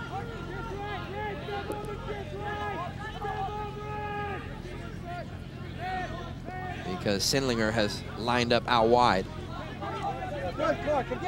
Sinovic over the top, direct ball. Sindlinger, he'll get to it first. Brings it down, some pressure on his back from Kevin Huang. 2 players there to beat. Nicks it off a defender and out for a throw. Well, I don't think they expected him to try to knock it past him, so he got a throw out of it. He's just testing him out. He just came on, he's going to try things. That's what he's out there for. Sinovic now to put it back in play from the throw here. You saw he had a pretty long looping throw in the first half. Into the near post, headed clear by Stanford. Top of the area, falls loose on the back post. Shot goes just wide. And it was a right-footed effort on the back post by Finlay. You saw Bob Warming applaud that. They pounced on that second ball. Let's take a look at it again. Going over to the far post. Finlay can't quite get around on it. He was under a lot of pressure, but he did really well, I thought, to line up that chance and didn't miss by all that much. 15 minutes gone about here in the second half of play, still even at 0-0 here at Laird Q. Kagan Stadium on the Stanford University campus. And a free kick upcoming here for Creighton. We had fifth-year senior Evan Morgan join us in the first half, and pleased to have Ali Riley, the junior forward out of my neck of the woods, Pacific Palisades, to join us here in the second half. Ali, how you doing? Good, thank you. Well, the women's program has kind of taken over the story in terms of soccer here on the Stanford campus. You guys had a great season last year. How's it going so far here in 08? It's going really well. The team's even better than last year and the year before, so we definitely have high hopes, and it's been going really, really well so far. Another good game tonight. You've been scoring a lot of goals this year, just 19 in the first 7 games. Did you expect the offense to be so productive so early in the season? Well, it's always good to have, really young fast forwards, and of course you never want to say you expected that to happen, but we definitely had high hopes for them, and they have so much potential, and they've done a really awesome job, so we can't ask any more of them but to keep scoring. You guys are obviously going to be getting ready for Pac-10 conference play, and what a tough conference it is. You play in, everyone knows USC, UCLA, but then you have other schools like Oregon, which are getting better and better each year too. Right, yeah, it's such a tough conference, but it's good preparation for us for the tournament. So we love playing these hard games, and it's going to be definitely a good season in Pac-10. We all know that some very good players from New Zealand have come through the Stanford men's program, and we always know Ryan Nelson now doing so well in the Premier League. Yeah. But you also played for New Zealand in the Olympic Games. Give us your impressions of how that, from a personal standpoint, as well as how the New Zealand team did in Beijing. Well, I mean, it was just such an honor for me to play for New Zealand, and such a great opportunity, and I had a blast. It was a life-changing experience, and It was great. I actually met Ryan Nelson for the first time and Simon Elliott, some Stanford players. So that was cool. And also Jillian Harmon is on the basketball team here. So that was good. And just for New Zealand, I think we exceeded expectations and we're going to continue to get better. It's a small country and we're doing our best. And there's just so much determination and hard work. And every year it's going to get better. So it's an honor playing for them. Ali, can you give us your best New Zealand impression? Because you got the Southern California accent. I can't actually. I try and they just make fun of me. So they end up imitating me more than I imitate them. Is it much like the women's game, the men's game? Because obviously there are other sports that are very popular in New Zealand. Rugby, of course, being the predominantly one. Is this something with a sport on both the women's side, the men's side, soccer starting to take more of a hold there? Exactly. So the men's game, rugby is always going to be, that national sport, and cricket as well. But for women, netball has been popular, but soccer is definitely making its mark, and it's so good for us to keep doing well and inspiring younger girls to play and more girls to join the sport. So I think just in the last year there's been a huge difference. So that's one of our main goals, is to inspire some of the younger players to join. I mean, who doesn't love to go out and support the All Blacks, right? I know. Can't compete with that. You mentioned what a great experience was, but you did manage to tie Japan 2-2, and the results are what they are. It's a new program, but still, just to do that must have been a great accomplishment, a great feeling. It was, and I mean, looking back on it, it's definitely one of our proudest moments, but in that game we know we should have won it, so still have to say we're disappointed with the tie. Everybody says that, don't they? Yeah. No, but it's true. Ali, go ahead and enjoy the rest of the second half, and best of luck down the road. Thank you so much. Thank you so much. That's Ali Riley, junior forward from Pacific Palisades, here for the Stanford women's side, and we thank her for joining us here in the second half. I don't mean to stereotype, but just about every Kiwi I meet is just a really cool, enjoyable person. Back to the live action here. As you can see with the touch there from Geosund, the Norwegian has come back in, and in the meantime, Greg Jordan, the freshman, tripped up in the center circle, and our referee, Scott Whalen, will call things to a halt and I think hand out his first card of the night. Yeah, and I have to say that one was deserved. That challenge was very late from Montgomery, I think it was, and Greg Jordan has battled all through this game. We've only called his name a couple of times, but he's been doing a lot of the heavy lifting and digging out balls and trying to solidify the center of that midfield, and he's back on his feet. He's played a real hard 63 minutes so far tonight. Bret Simon going to go to his bench, and he'll bring in two players that saw action in the first half as Cameron Lemming comes back in. He'll replace Montgomery, who just picked up the yellow card.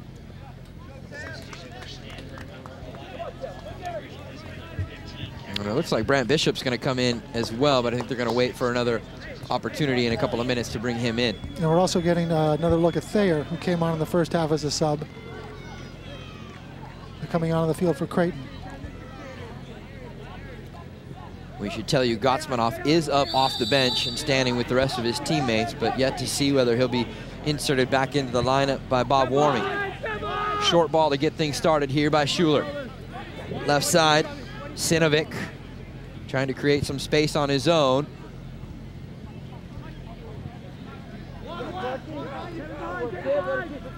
Chance for Creighton to get themselves into the offensive third. Now the breakout. Here's Novak working against two Creighton defenders. Good team defending. Schuler dropped, and so Duran knew he had cover. Perfect time to challenge. Attacker was off balance. Smart play. Got the ball. Creighton's possession. Ball slips through here into the feet of Sindlinger. Lays it back for Sinovic. Good turn in the midfield there by Jordan. Sindlinger with a man on his back. Pass was a little behind him, made it tough for him to collect it. And now here's Jones. Over the top and into the space, but the flag will go up against Bobby Warshaw. Well done, Duran. Come on. Well done, fellas. Head up, Tuck. Head up. What's next? Good look at Bob Warming and how he conducts himself at the sideline. He is back in his box, which angered Scott Whalen, the referee, a little bit in the first half, but he's definitely giving out a lot of instructions. Sinovic blasts this one forward toward the Stanford penalty area. Didn't get the second ball, though, so you gain a lot of possession, but now the other team's running right down your throat because you didn't win that second ball. Tim Jones into the attack. Ball comes outside and then back in. Holt off his line, though, right at the edge to get to it. And Duran was tracking back, even though it could be 1v1 because Schuler had pushed up. But again, Holt coming out to the very edge of the penalty area compresses that space into which you can play that ball. He's done that several times. That ball was in the air a lot, so he's able to come out and collect it rather cleanly. But every decision he's made has been the right one. Off the head of Warshaw. Out for a throw here for Creighton.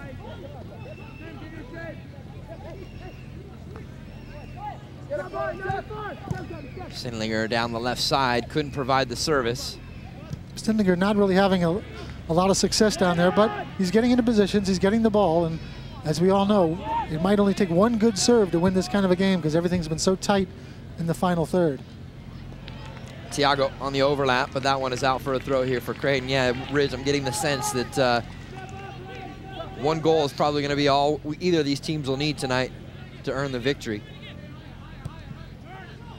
In the 3/4 of the match we've almost had so far, I don't think either team has really shown that there's going to be a huge goal outburst.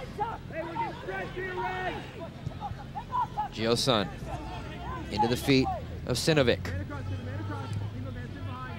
Sindlinger, first touch to collect it. Second touch, serving it to the top of the 18. Cameron Lemming was there for Stanford, though, to pick it away. It wasn't a bad idea, but Thayer had gone deep into the box. Otherwise, he would have been in a good spot. So again, the communication for that final incisive pass wasn't quite there. Finley plays back there for Akinrade.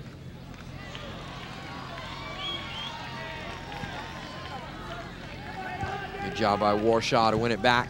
He's a battler. Lemming over the top, but the flag is up. You know, Warshaw obviously is not getting a lot of clear chances, but he's working hard. He was pretty much up top in the first half, and now we've seen him drop a little bit more into kind of a supporting or a second forward role, leaving his teammate Novak a little bit higher. We'll see how that adjusts during the game. And both guys, though, so far here in tonight's action, work really hard helping the defensive cause, I think, as well, too. And it's kind of a missed characteristic that you don't often see a lot of forwards do. Defending from the front is what a lot of coaches absolutely insist out of their front runners. There he is again, coming back to midfield to help start the attack as well. Tiago, overlap. Oh, they had a window to get it through on the outside as Thomas, the left back, was coming forward.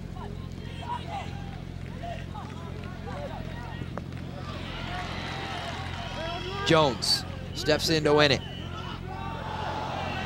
Body's flying, and Jones still on the turf. As Schuler took a shot coming through trying to clear it.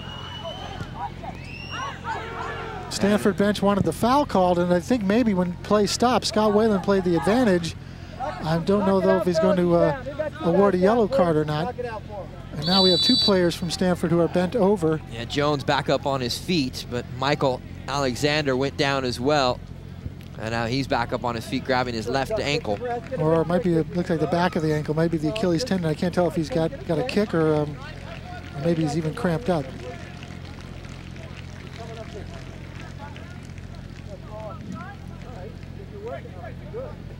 Creighton players take a moment to come over and hydrate, as do some of the Cardinal. We're also going to see that sub that we've been anticipating for about the last 5 or 6 minutes. And Brant Bishop love to get back in after seeing some limited minutes there in the first half. And he will come in to replace Alexander. And Alexander was walking okay after he was holding that Achilles tendon like he was in some pain. And it'll be interesting to see if it's a straight swap right mid for right mid, or there's another adjustment made by Stanford here. 21.5 minutes to go, no goals so far. I think it goes back really to what Bob Warming said to us leading into half number 2, talking about the midfield, and whichever of these two sides can get their midfield to really clamp down and get possession might be the one that comes away with a good chance to find the winner. Thayer still working to get to it, gets back up on his feet, tripped up a couple of times. Wow, that was an impressive performance by Thayer. He just refused to be denied, but Stanford just kept getting another player there. Nice read by Sinovic. Sinovic steps in to win it. Now he'll play it forward into the feet of Sindlinger. Support again here from the left back. Tackled away, and here's Warshaw. Uses his body to shield in front of Schuler. Schuler's just so strong in defending. But he's quick too. It's like he's reading the mind of the forward every time.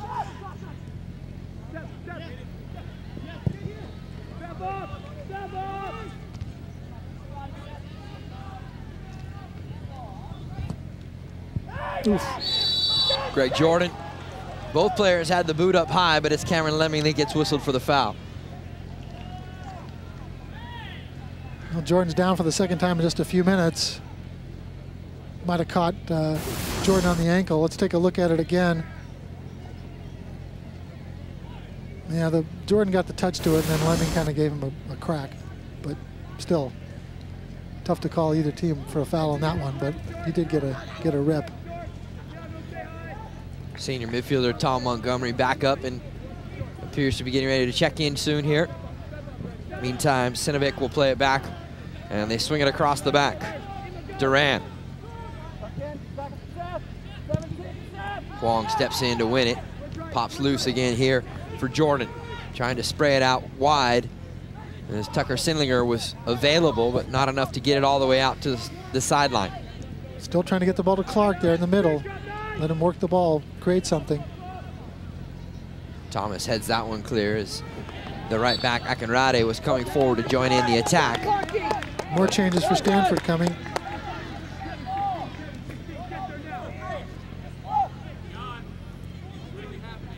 As Daniel Leon joins Montgomery to check in. And that'll be Leon's first appearance of the season, I believe. Moore off his line, almost spilled the rebound back out toward the top of the 18, but was able to bring it back in with his fingertips. Well, he knew he had a lot of space, so didn't necessarily have to handle that one cleanly, but you never like to see a fumble. Bad habits. Imamura back here for Moore. Good ball. Tiago touching it back for some support. Warshaw trying to slide over to win it. Yeah, Tiago's really had difficulty with his first touch and then making the right decision to play the ball. He's done fairly well when he's moving forward and going at people, but when he's been able to trap the ball and put his head up, hasn't been quite as incisive. Finlay, square ball all the way across into the feet of Sinovic. Good switch of play, but Stanford adjusting well, shifting a lot of players over. Sindlinger going one-on-one to try and get inside the area. Chance! And a free kick will go for Stanford. Really unlucky. Sindlinger did a great job, a burst of speed, cutting inside. He had Thayer. Thayer eventually got the shot after the tackle came in, and now we have two players down. Let's take a look at that again. Hong just gets flattened. But Sindlinger, we mentioned 5 assists last year, just played 15 games, only 8 as a starter, so he can inject some danger into this Creighton attack, which he tried to do there. Yeah, well, the attacking run to get into the corner of the 18 was good. Just kind of ran out of space as the defense collapsed on him. No, I think he saw Thayer, but just couldn't quite reach the ball in time to poke it to him, and then by the time Thayer took the shot, the collision had occurred and the whistle had gone, but courageous tackle there from Kevin Hong. He took a real blow, and he's back up on his feet.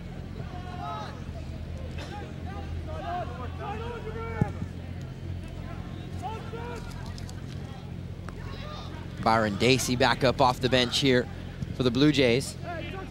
Wide for Warshaw.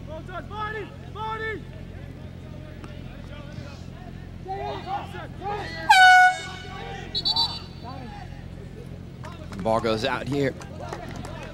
So Giosin comes off, so attacking forward for attacking forward. Although Giosin did drop a little bit back into midfield, but we'll see if Dacey goes back up top with Thayer. Clark staying in midfield.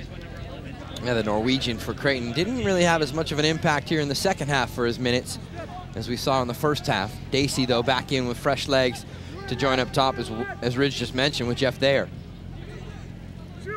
Novak runs out of real estate, out for a throw here for Creighton.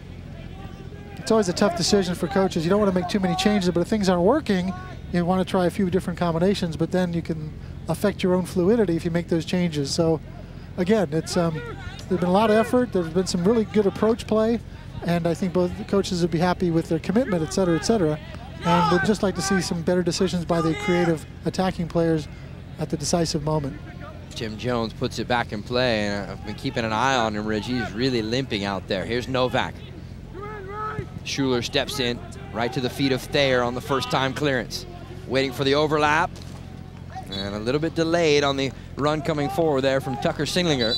Consequently, it's out for a throw here for Stanford. Well, on that play where referee Scott Wedland played advantage, it was Jones who made that dribble and then got cracked, and play continued. And you're right, he's coming off. He might be coming off. He's just coming over to get the ball, but I'm sure they're keeping a close eye on him. He's a very gifted, very elegant player, tremendous skill, but he's a little bit undersized, and in these hard crunch games, you know, he takes a bit of a beating. Jordan gets out of some tight space, releases it in there for Thayer. Off to the races goes Creighton. Nice ball, well timed. Finley trying to come forward and to safety first on the clearance by Ryan Thomas. That was a great piece of defending and adjustment from Ryan Thomas, because he knew he wasn't going to get to the ball first, so he just kept his run to the near post, and as soon as he saw what the attacker was going to do, he got his body between him and the ball. He was really beaten on the play, but he made up for it. The senior, Tim Walters, checks back in. Creighton asking for a whistle. They didn't get it. Thiago, slow to get back into the fray, almost kept a couple of players on side. Well, Thiago came back to make that tackle that provoked the howls of protest. And now Imamura just clears it out. I think a little blood coming from the face of Thiago here. Yep, he's got a bloody nose. So Thiago Safrir, the junior, is going to have to come off, and he'll actually be replaced by Michael Alexander.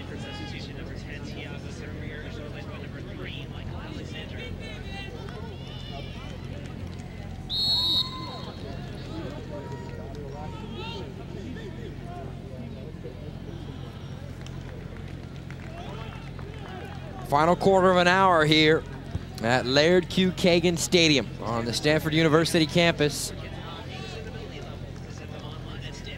There's a look at them. Looks like he might have got cracked in the nose. Get some bleeding there. They might be able to put a couple of bandages up there to stop the bleeding if they want to bring him back in.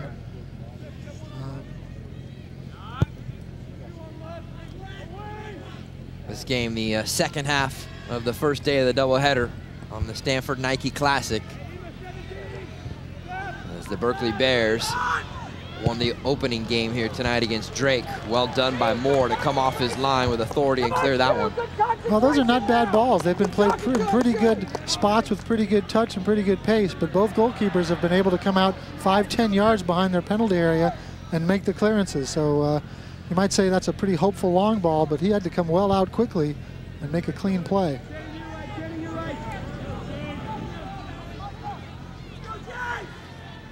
Dacey tripped up, and now we'll see Creighton get a chance. They had a couple of corners in the opening half of play, but really didn't have any set piece chances to operate, and now they'll have a chance for a free kick here. Finley's one of the players over there. You can hear the Creighton bench encouraging Schuler. That's Chris Schuler, the junior center back. He's won everything at the back that's been in the air. We'll see if he can do it at the other end. It's Jordan here to take it. Served in toward the top of the 6 and cleared away. John Moore doing a good job getting down to that ball. Didn't take any chances trying to fumble it. I'm sure he would have liked to punch it straight up higher up the field, but he just wanted to get out of the danger area.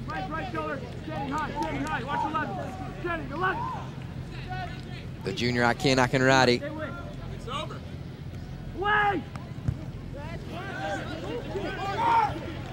Asking for a corner, but they don't get it from Scott Whalen. And Stanford time to make a change here with 12.5 minutes left. Still finding that right mix. Warshaw will come back in along with Strickland. So Bishop comes out. He had a fairly short stint here in the second half. Lemming stays in the game, so it's the other substitute who came in with Lemming this time. Leon coming out.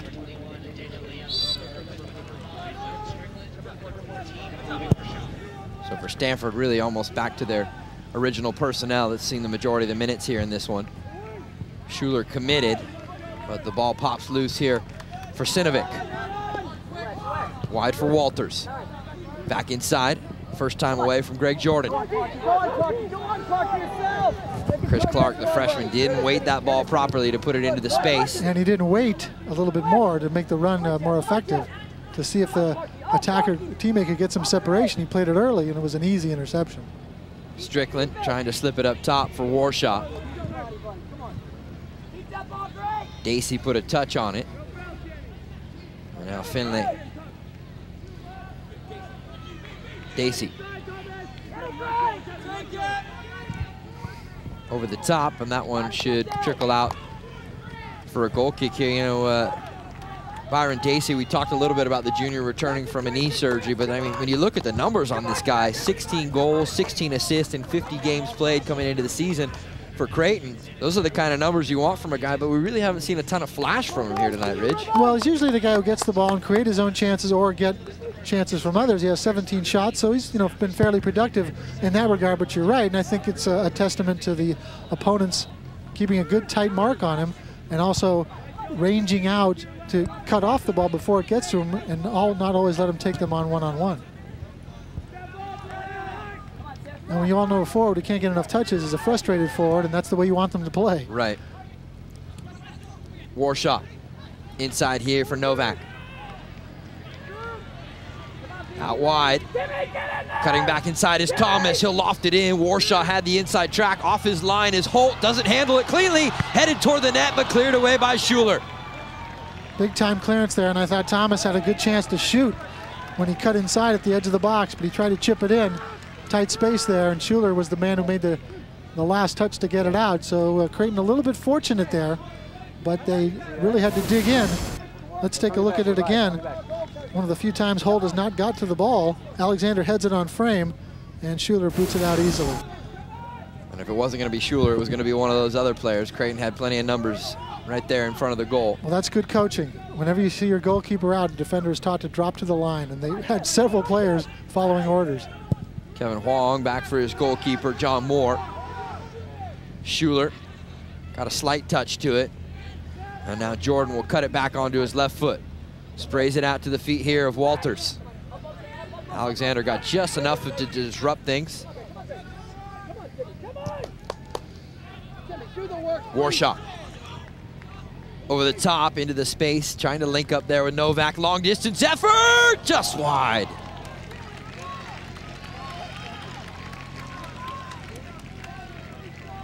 Well, Lemming saw Montgomery try a shot from distance in the first half, and that was a good idea.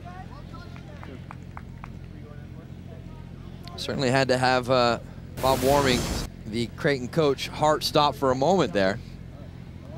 Well, whenever you see the goalkeeper out and you're a little bit of a distance, you can give it a shot. Just heard Bob Warming really barking there at Walters, wanting him to do more work. Walters a little bit lax on his defensive duties when he loses possession, and Bob Warming wants him to track back and try to win the ball if he loses it. In behind, here's Thayer, cuts it back onto his right foot.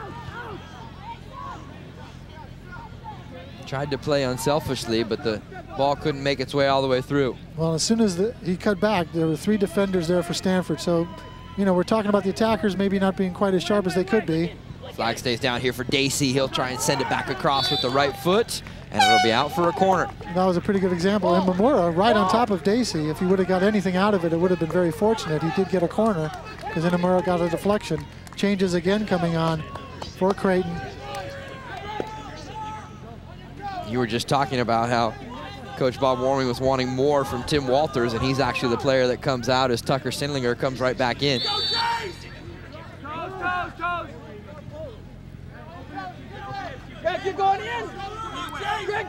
Here's the corner. John Moore directing traffic in front of the Stanford net. Duran came flying across inside the area. 7.5 minutes and ticking here in the second half. We've yet to see a goal so far here tonight at Stanford University. Blue Jays and Cardinal. A couple of birds even at 0-0. Dangerous chance inside the area. Loose ball! Creighton have the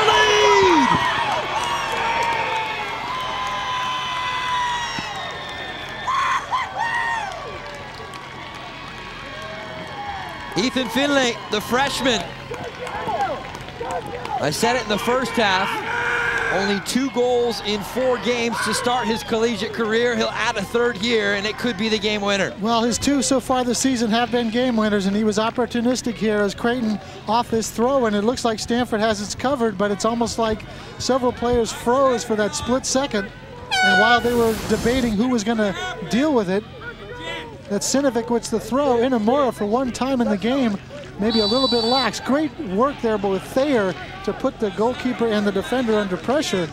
Look at Thayer battling Imamura. Actually might have got a touch on it to force it loose, and Finley finishes up. Look at Thayer's reaction. It might have hit a defender. Officially, he may not get an assist, but he made that goal, Mark. That was just a hard determined run, and for the one time tonight, Stanford didn't react quickly enough. And really just a lapse in focus, I think, from the entire back line there, including the goalkeeper, John Moore, as Ryan Thomas, the left back, the sophomore, had a chance to come running in and at least make it difficult for Ethan Finley.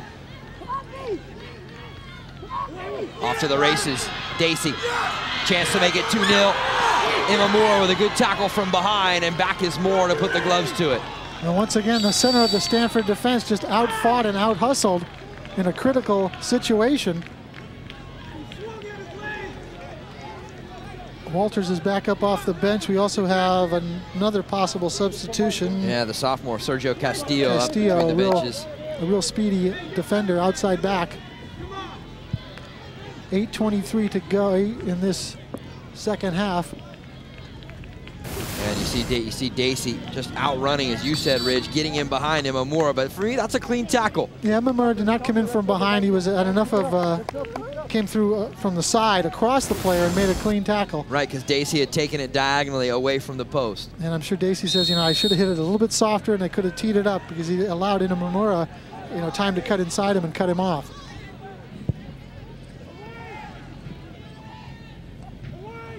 Novak flicked it through. Sinovic there to clear it. Chris Clark sends it out wide. Here's Thomas. Can't get past the right back, Akinradi. Warming with changes again. Besides Castillo, we'll see Giosin come back on. Stanford just under 6 minutes to go to try to force overtime with a goal. We do play 20 minutes of sudden death overtime in college soccer if we're tied at the end of 90 minutes of regulation. So Clark is off.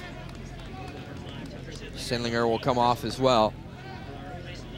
And as we mentioned, Sergio Castillo, the sophomore, will come in here, as well as the Norwegian, Giosin.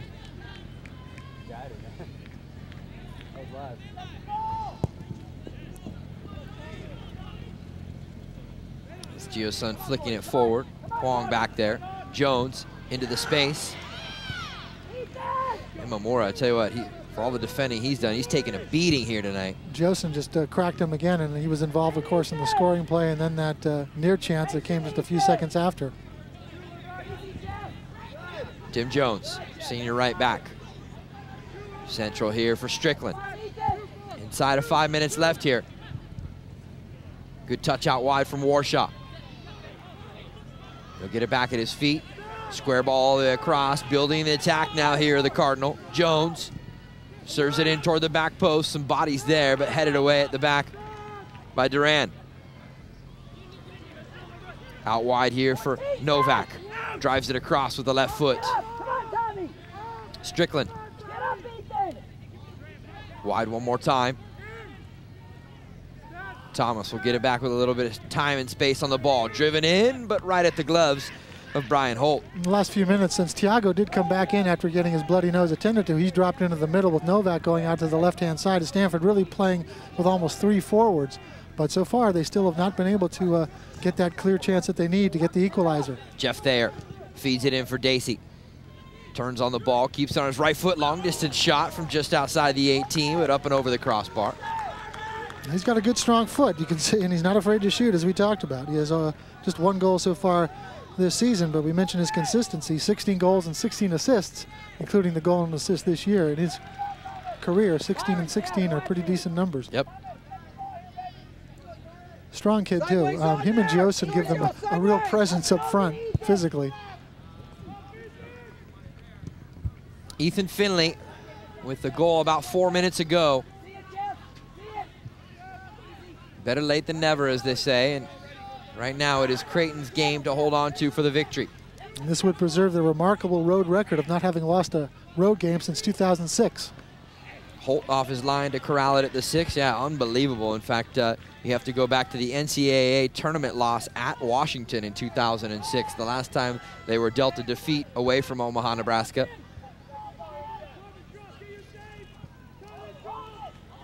Up top, Dacey again. Has the overlapping run here from Thayer. First to get to it with good speed. Tiago back to defend. Second defender comes over, and Jones still on it. And it'll roll out. First indication from our referee, Scott Whalen, a throw for the Blue Jays. And Thayer has played an incredible second half. We mentioned his role in the goal, but that's just one of many strong, determined battles that he's done to really put the Stanford back line under a lot of pressure. Thayer last to touch it here, so out for a throw for Stanford. And Bob Warming got another guy from Omaha in Thayer. So he likes to keep the good ones at home.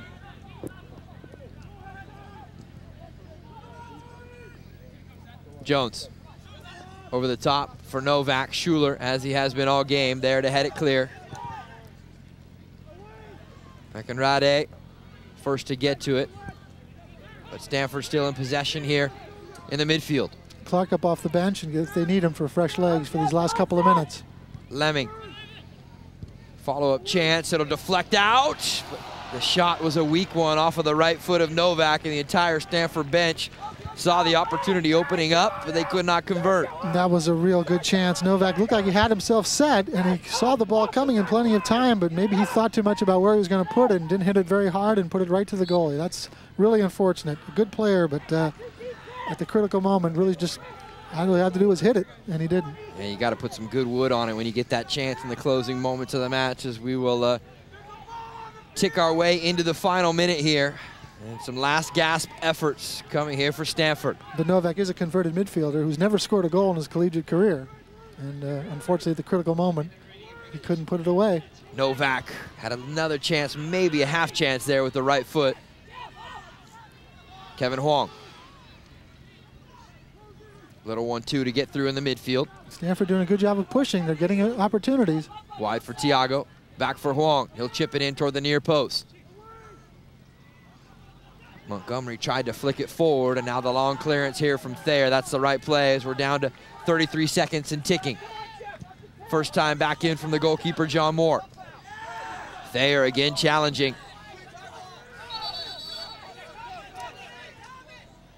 Reminds me of Joey Franchino, but he can also jump.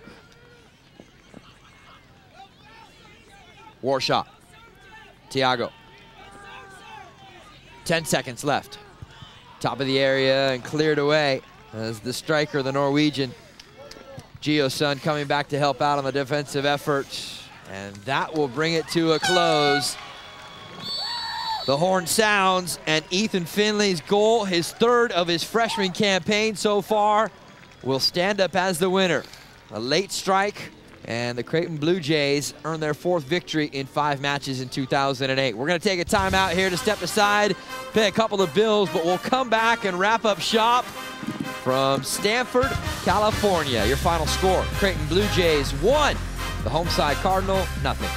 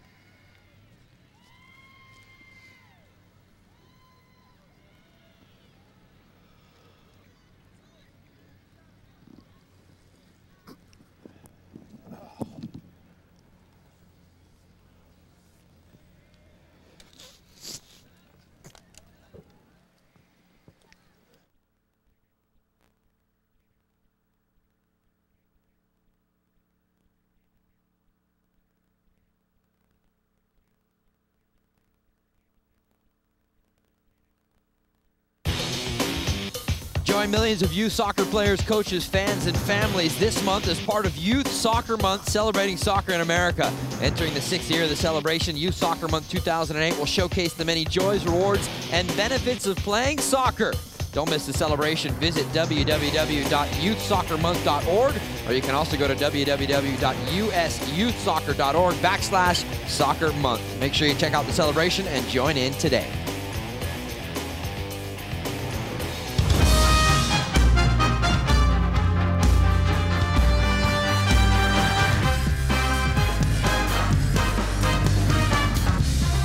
MLS Saturday coverage continues on Fox Soccer Channel as we remind you again in Youth Soccer Month here in September. And MLS Saturday on FSC, it is DC United and the LA Galaxy from the Home Depot Center with coverage starting at 7:30 p.m. 7:30 p.m. West Coast time with Todd Grisham and the rest of the crew for MLS Saturday on FSC. Creighton celebrating their 4th victory of the campaign. Center of your picture there is the goal scorer, Ethan Finlay. There again is your reminder, LA Galaxy and DC United on MLS Saturday on FSC. 10:30 p.m. Eastern time, live with the pregame show. We'll have all the pregame interviews as well as the match and the postgame on Fox Soccer Channel. We take a look at the highlights from this one, and wasn't a ton of stuff to show you there from the first half, so we pick it up as we head in to the second half. Well, Ryan Thomas did a good job for Stanford all night trying to get in. Alexander cutting across from his right midfield position, but the Creighton defense was on it again. They got some space in the second half, but as we talked about, the goalkeeper, except for one mistake that we might see earlier, Brian Holt, he did a good job. That was one chance right there for Creighton going forward. Hard tackle from the freshman Chris Clark. And then there was some hard hits all night long, wasn't there, Ridge? Yeah, it was Jordan who took like the second or third tackle, and then Jones there really limped through the second half, but he did continue. And you saw, watch these collisions here at the Stanford back line, because it's going to be a mix-up in the back that eventually will cost them this game. This is the bobble we talked to you about. There's Alexander again heading it on goal, but Schuler, who was fantastic for Creighton in the middle of the back line, knocked it out of play. Two strikers up top in Novak and Warshaw were certainly busy all night. That was the chance from Cameron Lemming that went just wide, and then came the goal. And then Inamura giving up a run by Thayer. Thayer was a real battler, getting in behind the back line all night. And then when it rolled free, Finley just pounced on. And then again, Inamura beaten. This time, though, he comes back to make a great tackle to get the ball away from Dacey, and then the goalkeeper covers up. Stanford would try and put together a flurry in the very end of the match, but that right-footed effort from TJ Novak, the senior, was not much behind it, and so that is how the match would come to a close. There you see Bret Simon, the 8th-year coach, on the right side of your screen, talking to his team. Reminder for upcoming NSCAA coverage, next men's telecast. What a battle. 2 teams in the top 5, Maryland and Wake Forest, 8 p.m. Eastern time, 5 p.m. out on the West Coast, a week from today, September the 26th. And for the women's, next telecast coming up here on the NSCAA Game of the Week. Actually, Ridge and I will have this one for you from Santa Clara. It is number 2 UCLA paying a visit to Northern California, 11 p.m. Eastern time, 8 p.m. out west. Well, that's going to do it for us here at FSC. On behalf of our director, Mauricio Quijano, my partner, Rich Mahoney, I am Mark Rogandino. Glad you could join us for this one. The late winner, compliments of Ethan Finley, and Creighton get the win, 1-0. Good night.